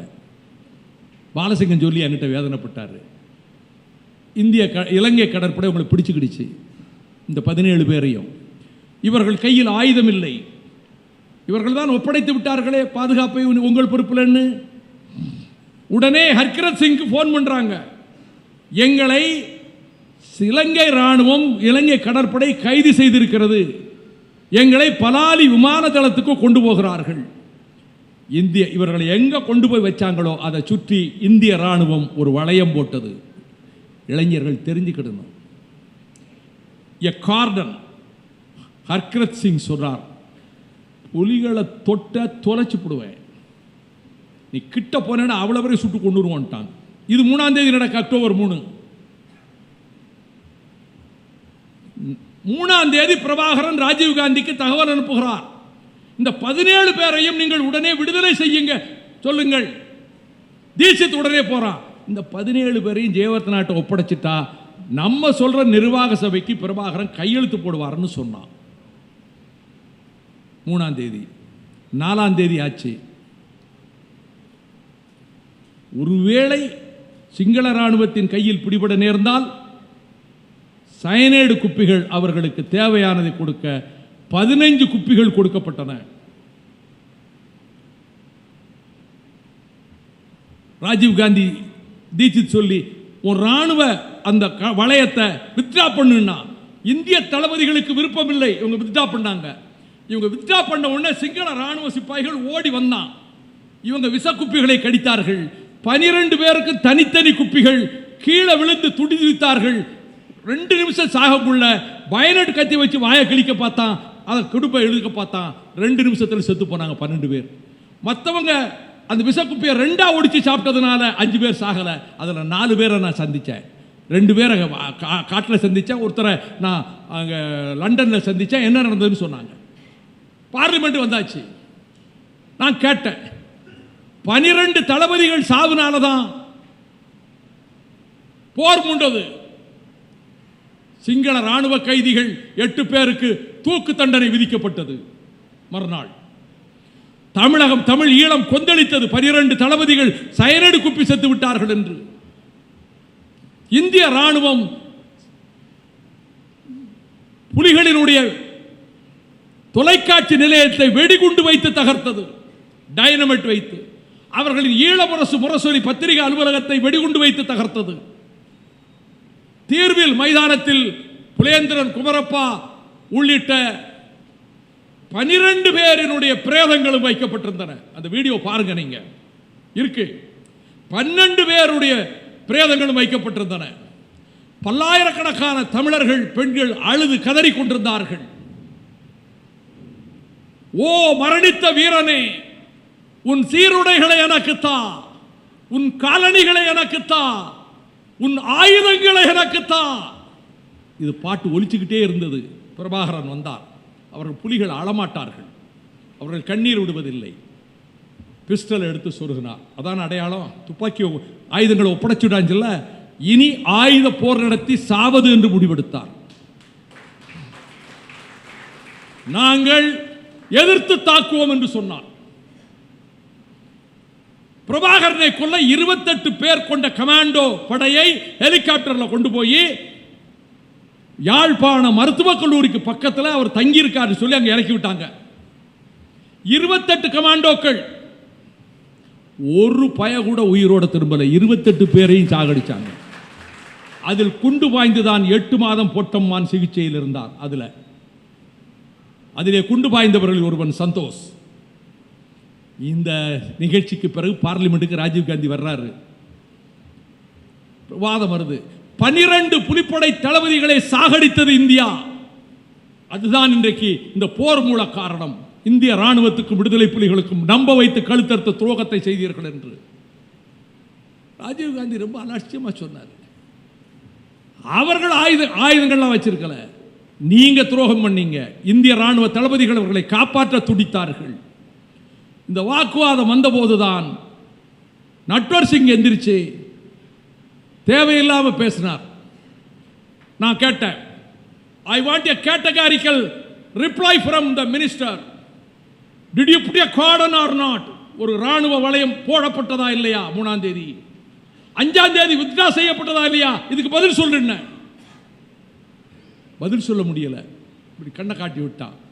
எல்லா பயிலும் எந்திரிச்சு இந்தியில் என்னை பார்த்து சத்தம் போட்டான். நான் பேசாமல் இருந்தேன். ரொம்ப சத்தம் போட்டான். என்னடா சத்தம் போடுறீங்கன்னு தமிழில் கேட்டேன்.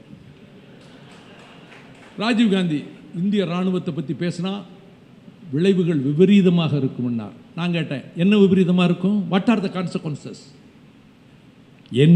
எங்க மக்களை உங்க ராணுவத்தை விட்டு அழிச்சு கொண்டா அந்த ராணுவத்தை விமர்சிப்பது, அட்டாக் பண்ணுவது தேச துரோகம் என்றால் அதை நான் நிச்சயம் செய்வேன். அதற்கு தண்டனை என்ன வரும்? உச்சபட்ச தண்டனை தூக்கு தண்டனை. The utmost consequence could be gallows. அதுக்கு நான் தயாராக இருக்கிறேன் என்று சொன்னேன். தூக்கு தண்டனைக்கும் நான் தயாராக இருக்கிறேன் என்று சொன்னேன். அன்னைக்கு மட்டுமா? இப்ப கோர்ட்ல கேஸ் நடந்தது. நீங்க இந்திய ராணுவம் தான், இந்திய அரசு தான் ஈழத்தமிழர் இனப்படுகொலைக்கு காரணம்னு நீங்க மேடையில் அண்ணாமலை மன்றத்தில் பேசுனீங்களா? ஆமா பேசினேன். இதே நிலைமை நீடித்தால் தமிழ்நாட்டிலே இருந்து வாலிபர்களை திரட்டி கொண்டு அவர்கள் ஆயுதம் எடுத்துக்கொண்டு போக வேண்டும் என்று நீங்கள் சொன்னீர்களா? ஆமா நான் சொன்னேன். அப்படி போகிற போது முதல் ஆளாக நானே துப்பாக்கி ஏந்தி செல்வேன் என்று பேசினீர்களா? ஆமா நான் பேசினேன். ஜட்ஜ் ஒரு மாதிரி ஆயிட்டார். நான் பேசினேன். 10 வருஷம் ஜெயிலில் போட்டால் நல்ல வேலை. ஓட்டு கீட்டு கேட்டுட்டு அலையாமல் நான் பாட்டில் 10 வருஷம் ஜெயிலில் இருந்துட்டு போயிடுறேன். இந்த மாதிரி மக்கள் ஓட்டா போடுறா எனக்கு. நான் லட்சியத்துக்காக வாழ்கிறேன். அதே உணர்வோடு அன்றைக்கு பேசுகிறோம். ஏன் பேசுகிறேன்னா, கவிஞர் காசி ஆனந்தன் இந்திய அரசை நம்புகிறார். அவர் தான் நம்பணும், நான் நம்ப மாட்டேன்.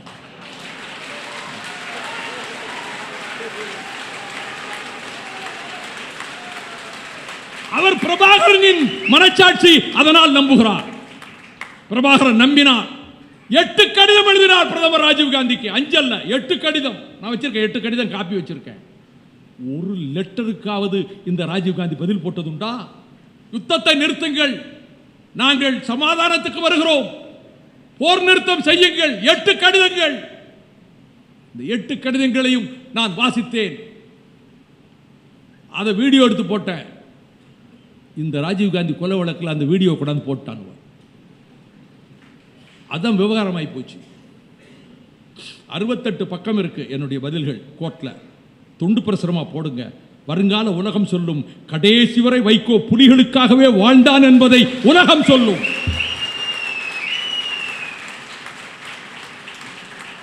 முத்துக்குமார் தன் உயிரை மாய்த்து கொண்டான். அண்ணன் வெள்ளையனும் புகழேந்தி தங்கராசும் குளத்தூர்ல அங்கே அந்த வீர திருமகனுடைய சடலம் 3 நாள் அங்கே வைக்க வேண்டும் என்று அவர்கள் ஏற்பாடு செய்தார்கள். முத்துக்குமாரனுடைய சாம்பலை கன்னியாகுமரி கடலிலும் திருச்செந்தூர் கடலிலும் கரைப்பதற்கு அண்ணன் வெள்ளையன் தூக்கி கொண்டு போனார். அந்த சாம்பல் டப்பாவையே அபகரிக்கிறதுக்கெல்லாம் அலைஞ்சானுவர் திருநெல்வேலியில். அதாவது இவ்வளவு கொடுமை நடந்திருக்கிறது. இந்திய அரசு இவ்வளவு செய்தது. ஈழத் தமிழர்களை வல்வெட்டித்துறையிலே நடைபெற்ற கொடுமைகளை ஜார்ஜ் பெர்னாண்டஸ் மேசக்கர் ஆஃப் வல்வெட்டித்துறை என்று புஸ்தகம் போட்டிருக்கிறார். டைம்ஸ் பத்திரிகை நிறுவனர் டேவிட் ஹவுஸ்கோ வியட்நாம் மைலாய் போல another மைலாய் இன் ஐலண்ட் மைலாய் என்கிற இடத்திலே அமெரிக்க ராணுவ தளபதி காலி என்பவன் நூற்றுக்கணக்கான மக்களை கொன்றான். அவனுக்கு அமெரிக்க அரசு தண்டனை விதித்து சிறையில் அடைத்தது. அவன் டேவிட் ஹவுஸ்கோ அங்க போனான், வீடு வீடா போனான். பூசை அறை இருக்கிற வல்வெட்டித்துறை வீடுகளிலே தமிழர்கள் சுட்டுக் கொல்லப்பட்டார்கள். இதை ஜார்ஜ் பெர்னாண்டஸ் புஸ்தகமா போட்டார். நான் ஏன் ஆதரிச்சேன்? வாஜ்பாயி எப்ப ஈழம் கிடைக்கும்னு என்கிட்ட கேட்டார். அவர்லையா மனுஷன். when Jaffna will fall in your hands, Yazhpanam உங்க கைக்கு எப்போ வரும்? அத்வானியும் கேட்டார். ஜெயிச்சிருவீல்ல?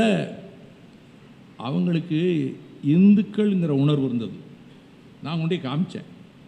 இவ்வளவு 2500 இந்து கோயில்களை உடைச்சி, காளி கோயில், முருகன் கோயில், சிவன் கோயிலை உடைச்சி, கோயிலுக்கு தேர் செய்த சிற்பிகளை, அந்த தச்சர்களை கையை வெட்டி மணிக்கையை வெட்டி ரோட்டில் போட்டு கொண்டானுவேன்.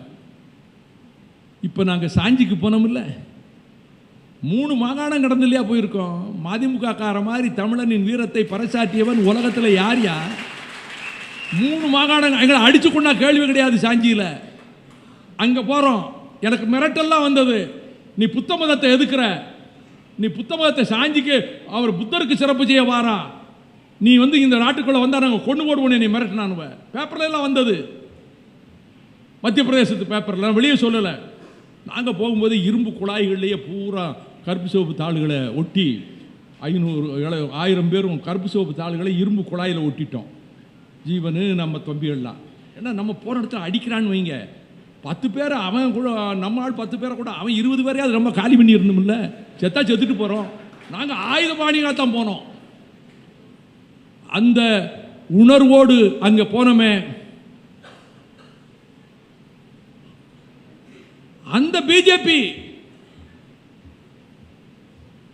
ஒரு கப்பலை மறிச்சாங்க இந்திய கடற்படை. ஜார்ஜ் பெர்னாண்டஸ் போய் சொன்னேன், இருக்காதுனாரு. இப்பதான் தகவல் வந்திருக்கு. பாலசிங்கம் சொன்னார், நான் காலை பிடிச்சு திருகி அவனை தூக்குறேன். I will pull that fellow. நீங்க எதுக்கும் பிரைம் மினிஸ்டர் வாஜ்பாயிட்ட ஒரு வார்த்தை சொல்லியிருக்கேன். நான் போனேன் வாஜ்பாயிட்ட. நான் என்ன வேணா பேசுவேன் அவர்கிட்ட. நான் சொன்னா நீங்கள் அதிர்ச்சி அடைவீங்க. அவர்கிட்ட நான் என்னெல்லாம் சொல்லியிருக்கேன்னு. சொந்த பிள்ளை மாதிரி என்னை வச்சுருந்தார். நான் சொன்னேன், நீங்கள் ஆயுதம் கொடுக்க மாட்டீங்க, பாகிஸ்தான்காரனும் சீனாக்காரனும் கொடுக்குறான்னு வாஜ்பாய் நீங்கள் தான் என்கிட்ட சொன்னீங்க. சிங்கள அரசுக்கு, சிங்கள அரசு சந்திரிகாவே ஒரு மோசமாக, நம்பிக்கை இல்லாத ஒரு மோசமான பொம்பளைன்னு நீங்கள் சொன்னீங்க. இப்போ இருக்க அயோக்கிய பேக இவன் கொடுத்துக்கிட்டு இருக்கிறான். நீங்கள் ஆயுதம் கொடுப்பீங்களா எங்களுக்கு? இல்லை. கப்பல் போகுது, கப்பலில் மருந்து போகுதுங்க, ஆயுதமே போகும். நடுக்கடலில் போகிற கப்பலை தடுக்க நீங்கள் யாரு? இந்திய கடலில் இல்லையே. ஆயுதம் போகத்தான் செய்யும். Do you want to strangulate them? இந்த ஒரே லைஃப் லைன் அதுதான். 7 நாட்டு ஆயுதங்களை எடுத்து சண்டை போடணும். அவங்களுக்கு ஆயுதம் இல்லை.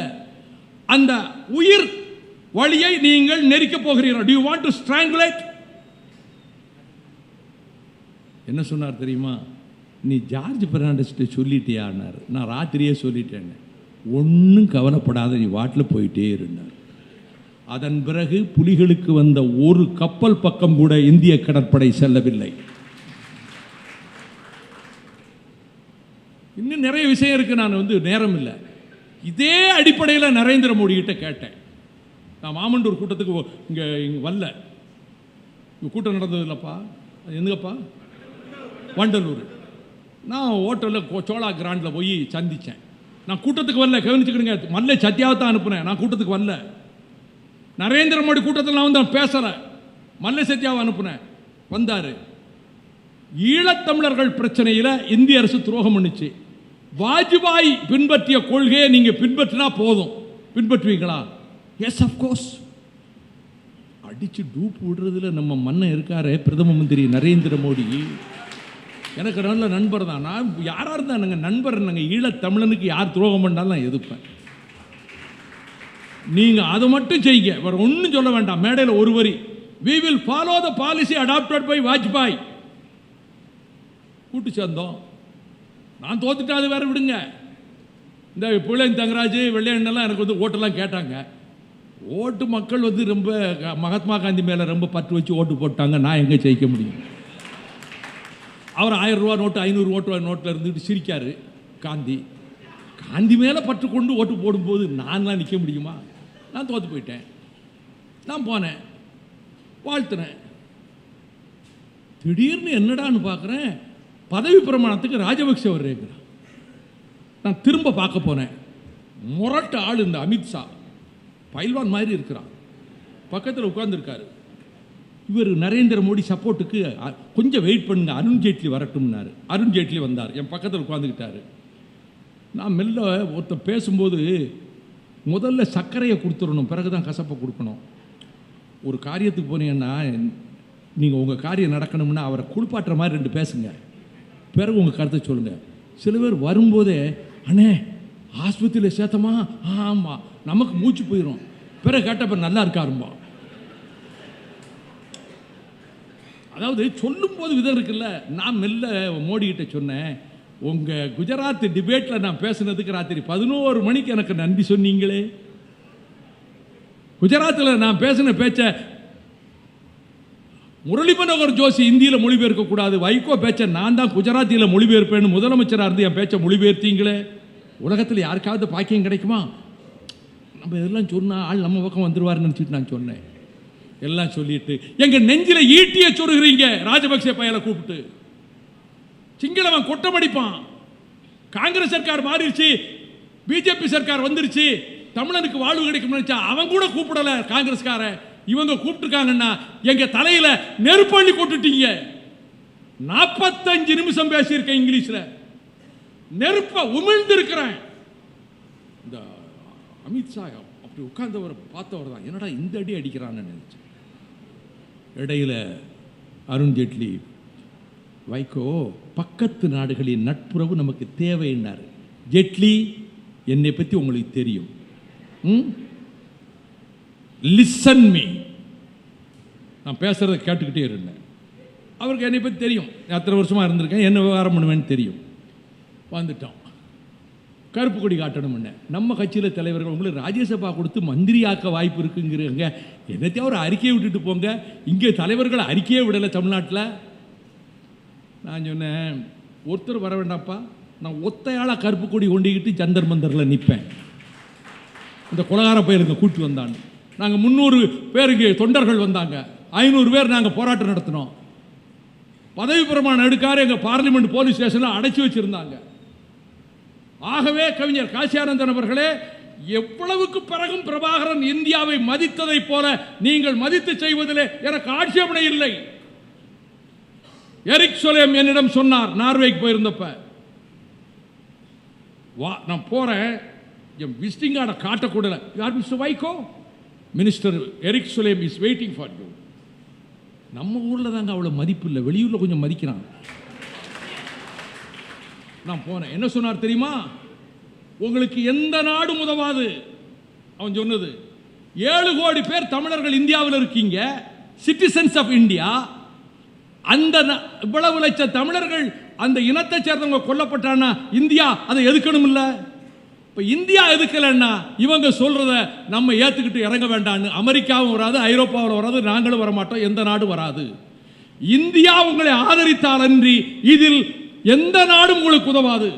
இந்த கருத்தை நான் ஏற்றுக்கொள்கிறேன். இந்தியா உதவாமல் நீங்கள் ஈழ விடுதலை பெற முடியாது. எரிக் சொலேம் சொன்னார். நான் மன்மோகன் சிங் கிட்ட சொன்னேன். மன்மோகன் சிங் என் கருத்தை உணர்ந்தார். இந்திய இலங்கை ராணுவ ஒப்பந்தத்தை போடக்கூடாது என்று தடுத்தேன். அன்றைக்கு பிரணாப் முகர்ஜி ஒப்புக்கொண்டார், நட்வர் சிங்குக்கு அவருக்குள்ள சண்டையில். பிறகு அவரே இங்கே இருந்து போய் பலாலி விமான நிலையத்தை புதுப்பித்தார். இந்தியா அங்கே இருந்து எல்லா உதவியும் செய்ததன் காரணமாகத்தான் செஞ்சோலையிலே 68 பிள்ளைகள் செத்தாங்க. பலாலி விமான நிலையத்திலிருந்து ஸ்கைபர், அதாவது இஸ்ரேல் விமானங்கள் குண்டு வீசின. இவ்வளவு இந்தியா செஞ்சு கொடுத்தது. சோனியா காந்தி போய் பார்க்க சொன்னார் மன்மோகன் சிங்.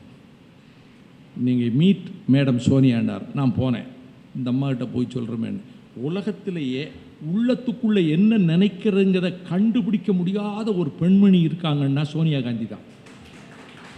நான் இன்னும் கலைஞர்கிட்டே பார்த்துருக்கேன், அவற்றை கூட நான் கண்டுபிடிச்சிருவேன். சோனியா காந்தி என்ன நினைக்கிறான்னு அவன் முகத்தை பார்த்து கண்டுபிடிக்கவே முடியாது, ஸ்டோன் ஃபேஸ்ட். நான் மெல்ல இப்படி கேட்டேன், அம்மா, Roman Catholic church Saint Peter's சர்ச்சை குண்டு வீசி 168 குழந்தைகள் பெண்களை கொண்டுட்டாமா. நம்ம என்ன செய்ய முடியும்? நான் புலி ஆளுன்னு நினச்சிட்டு இருக்காங்க. 168 ரோமன் கேத்தலிக் சர்ச்சில் போனவங்களை கொண்டுட்டாமா. நம்ம முன்பு நடந்தது ஏதோ நடந்துருச்சுமா, இப்போ எங்கள் இனமே அழிஞ்சிருமா. இந்த பலாலி விமான தளத்தை புதுப்பிக்க விடாதீங்க. ஐ டோன்ட் நோ எனிதிங், எனக்கு ஒன்றும் தெரியாது. I will enquire. இந்த முப்படை ஆயுதங்களும் ஏவி இவ்வளவு படுகொலை நடப்பதற்கு உத்தரவிட்டவர்கள் அவர்களாகத்தான் இருக்க முடியும். இன்றைக்கு அதற்கு பிறகு வந்திருக்கு இந்த அரசு. நான் கேட்குறேன், ஜெனீவா மனித உரிமை கவுன்சிலில் இந்தியா நிலைப்பாட்டை மாற்றிக்கிடுச்சா? காங்கிரஸ் அரசு எடுத்த நிலைப்பாட்டை விட மோசமான நிலைப்பாட்டை மோடி அரசு எடுத்திருக்கிறது. எவ்வளவு கெஞ்சின, நான் மன்றாடினேன். ஆனால் இலங்கையோடு எல்லா பொருளாதார ஒப்பந்தங்களும் போட்டு, ஆனால் துணிச்சலாக ஜெயலலிதா என்கிற பெண்மணி என்னை 19 மாதம் ஜெயிலில் வச்சிருந்தாங்க. சுதந்திர தமிழீழத்துக்கு பொது வாக்கெடுப்பு நடத்த வேண்டும் என்று தமிழ்நாடு சட்டமன்றத்தில் ஒருமனதாக நிறைவேற்றிய தீர்மானம், அதுதான் நாளைக்கு ஐநாவின் பொதுச்சபையிலோ ஜெனீவா மனித உரிமை கவுன்சிலோ நமக்கு ஆதாரமாக இருக்கிற ஒரே ஆயுதம் தமிழ்நாடு சட்டமன்றம் நிறைவேற்றிய தீர்மானம். அந்த தீர்மானத்துக்கான அறிக்கை நான் 23ஆம் தேதி கொடுத்தேன். அறிக்கை அப்படியே தீர்மானமா ஜெயலலிதா போட்டாங்க. வரலாறு உங்களுக்கு பொன்மகுடம் சூட்டும் என்று சொன்னேன். பிரசல்ஸில் ஜூன் 1ஆம் தேதி 2011 இனி ஆயுத போராட்டம் தீர்வல்ல, ரெஃபரண்டம் தான் தீர்வு என்று நான் சொன்னேன். உலகம் பூரா உள்ள ஈழத்தமிழர்கள் ஆதரித்தார்கள். அதற்கு முன்பு ரெஃபரண்டம் என்ற தீர்வை நான் சொல்லுவதற்கு முன்பு ஈழத்தமிழர் தலைவர்களோ தமிழக தமிழர் தலைவர்களோ யாரும் சொன்னது கிடையாது. நான் பெரிய அறிவாளி அல்ல.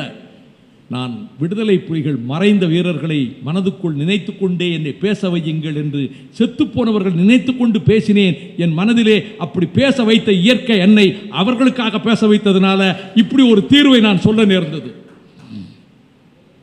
ஆக ரெஃபரண்டம் தான் is the only way. India ஆதரிக்குமா?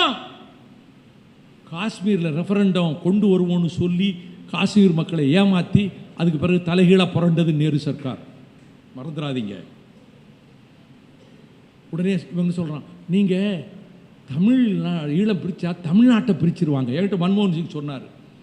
நான் சொன்னேன், நீங்கள் ஈழத்தமிழர்களை அழிச்சா தமிழ்நாட்டை பிரிக்கணுங்கிற எண்ணத்துக்கு தமிழ்நாட்டு இளைஞர்கள் வந்துடுவான். நீங்கள் என்ன நினைக்கிறீங்க? தமிழ் ஈழம் வந்தால் இங்கே வந்துருங்கிறீங்க. நீங்கள் தமிழ் ஈழத்தை அழிச்சிங்கன்னா இனி எவனோட ஏண்டா இவனோட இருக்கணும் எங்கால் கிளம்பிடுவான். ஏன் மாதிரி பேசிட்டு இருக்க மாட்டான் வருங்கால இளைஞர்கள். இதை பிரியரஞ்சன் தாஸ் முன்சி ஏற்றுக்கொண்டார். அவர் 7 வருஷமா வாஜ்பாய் மாதிரி பெர்னாண்டஸ் மாதிரி கோமா நிலையில் இருக்கார். அவர் சொன்னார், நீ சொல்றது 100க்கு 100 உண்மை. மன்மோகன் சிங் கிட்ட அதை பேசினேன். ஆகவே அப்ப என்ன வழி? காசி ஆனந்தன் இந்தியா அந்த வழிக்கு கொண்டு வரதுக்கு என்ன வழி? தமிழ்நாட்டில் லட்சக்கணக்கான இளைஞர்கள் கொதித்து எழுந்து இலங்கையின் ஒருமைப்பாட்டை காப்பாற்ற வேண்டும் என்று, எங்கள் ஈழத்தமிழர்கள் அழிவுக்கு நீ துணை நின்றால் இந்தியாவின் ஒருமைப்பாடு சுக்கல் 100 ஆகும் என்று எச்சரிக்க வேண்டியது நம் கடமை. நீங்க பேசக்கூடாது. நீங்க பேசுனா தப்பா போயிடும். நான் பேசுவேன். நீ இப்போ இந்தியாவே ஒன்னாக்கிடணும்னு ஒரே மொழி எல்லாம் நீ சரக்கு வரி பொருள் வரி கொண்டாந்து இங்கே உள்ள யாரியெல்லாம் அழிச்சிருவேன். நீட்டு கொண்டு வந்து பையங்கள் வாழ்க்கையெல்லாம் அழிச்சிருவேன். நீ ஒரே எல்லாத்துலேயும் சமஸ்கிருதம் ஹிந்தி எல்லாம் கடைசியில் என்ன மொத்தமாக கல்வித்துறை எல்லாவற்றையும் ஒன்றாக்க வேண்டும் நினைத்தால் நான் மோடி சர்க்காருக்கு சொல்லுகிறேன், பார்லிமெண்ட்ல பேசுறதை சொல்லுகிறேன், உன்னுடைய கீர்த்தி மிக்க மௌரிய சாம்ராஜ்யத்தில் நாங்கள் அங்கமாக இல்லை. உங்கள் கீர்த்திமிக்க குப்த சாம்ராஜ்யத்தில் நாங்கள் அங்கமாக இல்லை. அக்பர் பாதுஷாவின் ஆட்சியில் நாங்கள் உறுப்பினராக இல்லை. அவுரங்கசீப் கொடிகட்டி பிறந்த காலத்தில் நாங்கள் அவர்களுக்கு கட்டுப்பட்டு இருக்கவில்லை. எங்கள் தென்னாட்டுக்குள் எவனும் நுழைந்தது கிடையாது. இந்தியா என்ற ஒரு நாடு எப்ப வந்தது? 200 வருஷத்துக்கு முன்னாடி இந்தியா இருந்ததா? இதே போக்கில் போனா நீ 100ஆண்டு விழா சுதந்திரத்தை கொண்டாடும் போது இந்தியாவில் பல பகுதி காணாம போயிருக்கும்.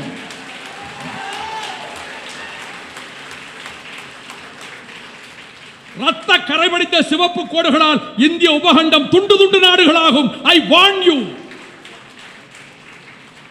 காசி ஆனந்தன் என்னை மன்னித்துக் கொள்ள வேண்டும். இங்க மத்திய சர்க்காருடைய புலனாய்வு பிரிவு எல்லாம் வந்திருக்காங்க. அவங்க உங்களை மதிப்பாங்க. நீங்க இந்தியாவுக்கு ஆதரவா தான் பேசணும். நான் இப்படி தான் பேசுறேன். ஆமாங்க, நான் ஊர் ஊரா போய் ஆளை திரட்டுவேன், லட்சம் இளைஞர்களை திரட்டுவேன். கொதிச்சு போயிருக்கான். காவிரி தீரத்தை அழிச்சிடணும் அபிடேவிட் போட்டிருக்கான் ஜெம் லேபரேட்டரிக்காரன். நான் கேஸ் போட்டிருக்கேன் ட்ரிபியூனல்ல. நாங்கள் methane gas, shale gas, hydrocarbon gas எல்லாம் எடுப்போம், சர்க்கார் எங்களுக்கு அனுமதி கொடுத்துருச்சுன்னு போட்டிருக்காங்க.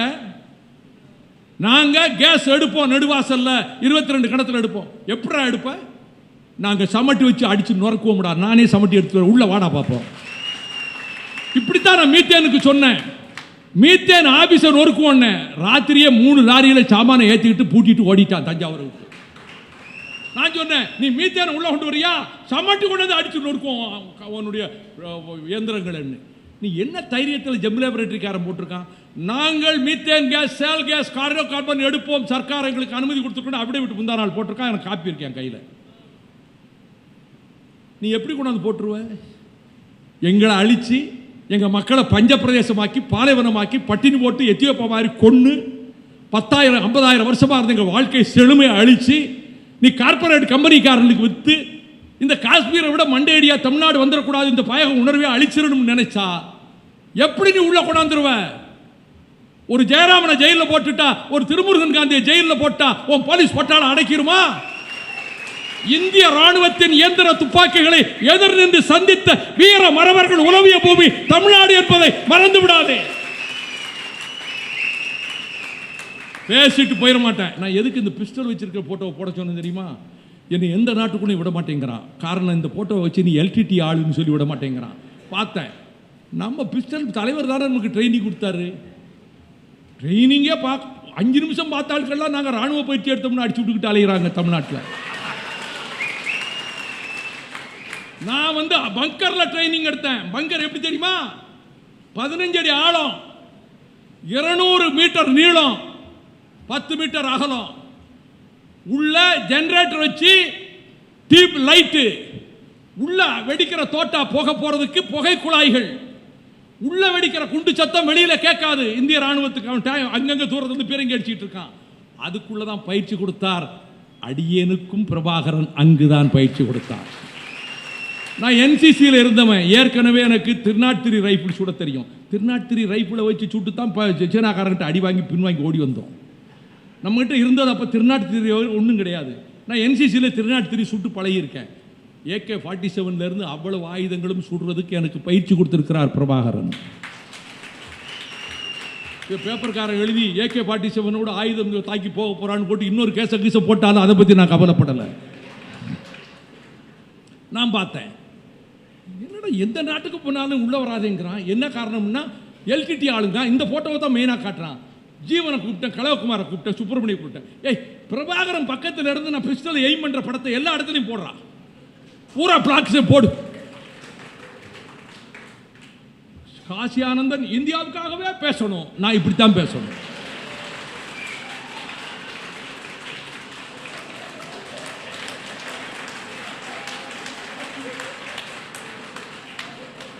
இந்திய சர்க்காருக்கு சொல்றேன், நீ ஈழத்தை அழிப்பதற்கு சிங்களவனுக்கு துணை நின்றால் நீ தமிழகத்தை இழந்து விடுவாய் என்று மத்திய சர்க்காருக்கு எச்சரிக்கை செய்கிறேன். ஐ வார்ன் யூ.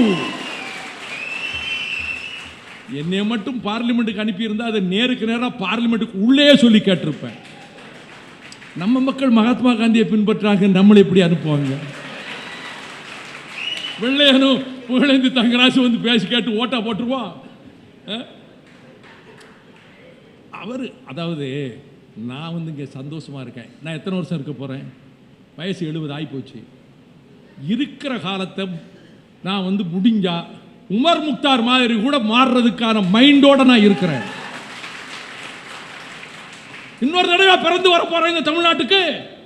இது புண்ணிய பூமி, புனிதமான பூமி, வள்ளுவரை தந்த பூமி, தொல்காப்பியரை தந்த பூமி, கரிகாலனை தந்த பூமி, ராஜராஜனை தந்த பூமி. இந்த பூமியில் நான் மீண்டும் பிறந்து வர போகிறேன். இந்த மண்ணுக்கும் இந்த மண்ணில் வாழும் தமிழ் இனத்துக்கும் உலகத்தின் பூர்வகுடி மக்களுக்கும் இயற்கை எனக்கு கொடுத்திருக்கிற பேசும் ஆற்றலை, என் உள்ளத்திலே என் தாயார் ஊட்டியிருக்கிற உறுதி உணர்ச்சியை, என் குடும்பம் எனக்கு தந்திருக்கக்கூடிய அச்சமற்ற தன்மையை, எதற்கும் அஞ்சாத தன்மையை, மரணவாசலில் நின்றவன் சுற்றி வளைத்து சுடுகிற போது உயிர் தப்பி பிழைத்தவன், முன்னும் இன்னும் குண்டுகள் விழுந்த போது நான் தப்பி உயிர் பிழைத்து வந்தவன். என்றைக்கோ என் கதை முடிந்திருக்கும். எனக்கு பெரிய அரங்கத்தை போட்டு அண்ணன் கலைஞர் கொடிக்கம்பத்தை போட்டு வைகோ அரங்கம்னு பெருசாக போட்டு நடத்தியிருப்பார். ஊருக்கு ஊர் கேவிகே சாமி மாதிரி வைகோபால் சாமி கொடிக்கம்பம் பறந்துருக்கும். அந்த வாய்ப்பு இழந்துட்டேன். நான் மிச்சம் இருக்கிறது புனர்ஜென்மம் தானே. எனக்கு எந்த பெரிய பதவிகளில் உட்கார்ந்துங்கிற ஆசை இல்லை. தமிழர்களின் இதயத்தில் என் மூலையிலேயாவது இந்த வைகோ என்ற மனிதனுக்கு ஒரு சின்ன இடம் இருக்கும். இந்த இனத்தை அழிக்க நினைக்கிறார்கள். இந்திய அரசே, சிங்களவரோடு கூடி கும்மாளம் போடாதே, ஜெனீவாவிலே துரோகம் செய்யாதே. அவன் அம்பன் தோட்டாவில் உட்கார்ந்துக்கிட்டு உன்னை அடின்னு அடிக்க போறான். நாங்க சாக போறோம். பாகிஸ்தான் சீனா உன்னை அடிச்சான்னா நாங்களே சாக போறோம். ஒரு குண்டு போட்டா போதும், கூடங்குளத்தில் 3 ஜில்லா பஸ்மமா போயிடும். இது யோசிக்கணும். ஒவ்வொருத்தரும் அரசியலுக்காக பேசல. நம்ம அழிஞ்சு போயிடுவோங்க. கடற்படை ராணுவத்தோட விஜயநாராயணத்தில் இருக்கு எங்க ஜில்லாவில். அங்க ஒரு குண்டை போடுவான். ஆவடி துப்பாக்கி தொழிற்சாலை இங்க இருக்கு, ஆவடி ஒரு குண்டை போடுவான். டேங்க் தொழிற்சாலை குண்டை போடுவான். திருச்சியில் துப்பாக்கி தொழிற்சாலை இருக்கு, அங்க ஒரு குண்டை போடுவான். இப்ப தப்பிக்க என்ன வழி? ஐயா, உக்ரைன் மாதிரி நெய்வேலி எங்களுக்கு தான் சொந்தம், ஆவடி டேங்க் தொழிற்சாலை எங்களுக்கு தான் சொந்தம், திருச்சி துப்பாக்கி தொழிற்சாலை எங்களுக்கு தான் சொந்தம், கடற்படை தலை எங்களுக்கு தான் சொன்னோம்னா சீனாக்காரன் எங்களை விட்டுருவான். ஆமா, நீ இப்படி அழிக்க நினைச்சா எங்களுக்கு இது நிலைமை வராதா? என் காலத்துக்கு பிறகு இது நிலைமை வருதா இல்லையான்னு பாரு. என்ன நாங்கள் என்ன உனக்கு அடிமடியில் இருக்கிறோமா, அடிமையா இருக்கோமா? நீட்டு வேணாம்னு மந்திரி சபையில் சட்டசபையில் தீர்மானம் போட்டிருக்கு. எடப்பாடியும் எல்லாரும் 7 தடவை 8 தடவை போறாங்க. என்னையா மதிக்கிறீங்க மத்திய சர்க்காரில்? உங்களுக்கு இந்த சர்க்காரில் அவ்வளோ கிழுக்கிறையா போச்சு. ஜெயலலிதா 1000 கேஸ் இருந்தது, தலைக்கு மேல கத்தி தொங்கிக்கிட்டு இருந்தது. மூச்சு காட்டினீங்களா? வெள்ளக்கமாத்தால் அடிச்சு விரட்டிடுவான்னு சொல்லிக்கிட்டு பயந்துட்டு கிடந்தீங்க. உங்களுக்கு தொக்கா போச்சு தமிழ்நாடுன்னா. நாங்கள் திரும்ப திரும்ப எங்கள் மாணவர்கள், பிற்படுத்தப்பட்ட மாணவர்கள், கிராமப்புறத்து மாணவர்கள் நீட்டில் இல்லாமல் போயிடுவாங்கன்னு சொல்லி போய் எடுத்தா ஒரு நடையும் மந்திரிகள் வந்து பார்த்து போட்டோ எடுக்கிறாங்க. ரைட். மந்திரி நிர்மலா சீதாராமன், தமிழ்நாடு மசோதா எங்கே இருக்குன்னு எங்களுக்கு தெரியாது, குப்பை தொட்டியில் போட்டுட்டீங்க. அதாவது ஒருமைப்பாடு என்பது வெள்ளக்காரன் வந்த பிறகு வந்தது. எங்களுக்கு இந்தியா பூர்வீகமாக இல்லை. நாங்கள் ஒருமைப்பாட்டை ஏற்றுக்கிட்ட கட்சி. நான் ஒருமைப்பாட்டை உடைத்து விடாதீர்கள். நீங்கள் புல்டோசர் போட்டு இந்தியாவை ஒன்னாக்குன்னு நினைக்கிறீங்கள, பிச்சுக்கிட்டு துண்டு துண்டா போயிடும், மறந்துடாதீங்க. ஆனாலும் இந்தியாவை நேசிக்கிறோம். காசி ஆனந்தன் நேசிக்கிறார், நான் எதிர்க்கிறேன். காசி ஆனந்தன் நினைப்பாரு வைகோ கொண்டு வந்து விட்டது பெரிய வில்லங்கமா போச்சே. இல்லை இல்லை சகோதரனே, நான் நெஞ்சு வெடித்து பேசுகிறேன். இந்தியா தான் எங்களுக்கு உதவணும், வேற எந்த நாடு உதவ மாட்டான். இந்தியா நல்ல முடிவெடுத்து ஈழத்தமிழர்கள் ஆதரிக்கட்டும், தமிழர்கள் அமையட்டும். சீனாக்காரனுக்கு வாடா வந்து வர்றான்னு என் பிரபாகரன் காமிச்சிருப்பாரு. ஏன்னா காட்டுக்குள்ள இருந்து விமானப்படை தயாரிக்கிறவன் சீனாக்காரன் படையை எதுக்கிறதுக்கு அரண் தயாரிக்க முடியாதா? பாவிகளே, புலிகளை போய் இப்படி நிர்மூலம் பண்ணீங்களே, உங்க தலையில மண்ணள்ளி போட்டுக்கிட்டீங்களே. எத்தனை பிள்ளைகளை கொண்டீர்கள், எத்தனை குழந்தைகளை கொண்டீர்கள், எத்தனை பெண்கள் நாசமாக்கப்பட்டார்கள். 98,000 விதவைகள் இருக்கிறார்கள், 68,000 பேர் இளம் பெண்கள் என்று சொன்னாரே. பல பேர் கல்யாணமே ஆகலை, செத்து போனாங்க. புலம்பெயர்ந்த நாடுகளிலே வாழ்கிறார்கள். கௌதமன் போன்றவர்கள் எல்லா களத்திலும் போய் போராடுகிறார்கள். எனக்கு நடராசனை ஏன் பிடிக்கும் தெரியுமா? கல்லூரி மாணவ பருவத்திலிருந்து இன்னைக்கு வரைக்கும் தமிழன், தமிழ் இனம், தமிழ் உணர்வு, மொழின்னா ஒரே லைன்ல நிற்கார். எல்லா தீக்குளிச்ச குடும்பத்து சாவுக்கும் வெள்ளையா வந்தாரு, புகழேந்தி வந்தார், நான் வந்தேன், நடராசன் வந்தார். எல்லா இடத்துக்கும் தீக்குளிச்ச ஒவ்வொரு இடத்துக்கும் நடராஜன் வந்தார். அது உணர்வு. அது அது அவர் அதனால தான் முள்ளிவாய்க்கால் முற்றத்தை கட்டி எழுப்புவதற்கு அண்ணன் நெடுமாறனோடு இருந்து எப்படி நாம் கொல்லப்பட்டோம் என்பதற்கு இரத்த சாட்சியாக அந்த முள்ளிவாய்க்காலை கொண்டு வந்து நிறுத்திவிட்டார். அதற்கு தமிழ் இனம் நடராஜனுக்கு கடமைப்பட்டிருக்கிறது, அண்ணன் நெடுமாறனுக்கு கடமைப்பட்டிருக்கிறது என்று நான் தெரிவித்துக் கொள்கிறேன். இந்திய அரசு தன் போக்கை மாற்றிக்கொள்ள வேண்டும். ஜெனீவாவிலே துரோகம் செய்யாதே, மனித உரிமை கவுன்சிலே துரோகம் செய்யாதே. ஆயுதம் ஏந்துவது தவறு, சில பேர் உபதேசிக்க ஆரம்பிச்சிருக்கிறாங்க. நான் சொல்றேன், ஐக்கிய நாடுகள் சபையினுடைய மனித உரிமை பிரகடனத்தினுடைய முன்னுரையை சொல்றேன், பிரியாம்பிள். இந்த பிரியாம்பிள்ல சொல்றான், whereas it is essential a man is not to be compelled to have recourse as a last resort to rebellion against tyranny and oppression, that human rights shall be protected by the rule of law. இதுக்கு என்ன அர்த்தம் தெரியுமா? மனித உரிமை பிரகடனத்தில் ஒரு மனிதன் அடக்குமுறையும் சர்வாதிகாரத்தையும் எதிர்த்து வேறு வழியில்லாமல் ஆயுதம் ஏந்துவதை தவிர்க்க வேண்டும் என்றால் மனித உரிமைகள் பாதுகாக்கப்பட வேண்டும். இது பிரியாம்பிள் இருக்கு. ஈழத்தில் மனித உரிமைகள் நசுக்கப்பட்டன. தந்தை செல்வா பிரகடனம் செய்தார், தம்பி பிரபாகரன் ஆயுதம் ஏந்தினார். இது உலகம் இதுவரை ஏற்றுக்கொண்ட உண்மை. அதைத்தான் புலிகள் செய்தார்கள். we salute tigers, நாங்கள் புலிகளுக்கு தலைவணக்கம் செய்கிறோம். இப்பொழுது ஆயுத போராட்டம் நாங்கள் அதில் போகல.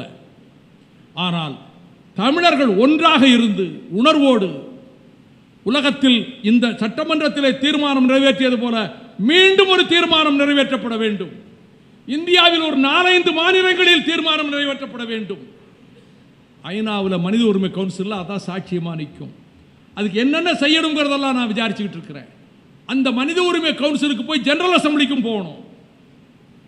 அதற்கு ஐரோப்பிய ஒன்றியத்தில் இருந்த தடை தகர்ந்திருக்கிறது. அந்த வக்கீல் இங்கே வர்றதா இருந்தார். என்ன காரணமோ விசா கிடைக்கலையோ என்னமோ வரல, இங்கே வர்றதா இருந்தார். இன்னைக்கு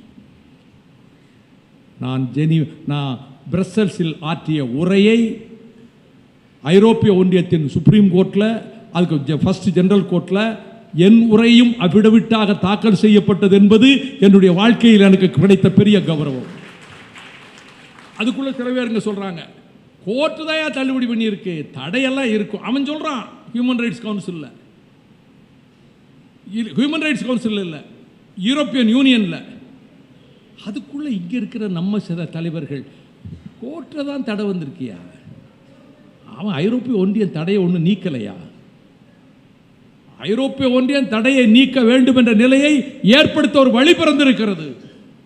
தடை உடைய இந்தியாவில் தடையை நீக்கணும்னு சில பேர் தேவையில்லாமல் கூச்சல் போட்டுக்கிட்டு இருக்காங்கன்னு ஒரு நண்பன் பதிவு போட்டிருக்கிறான்.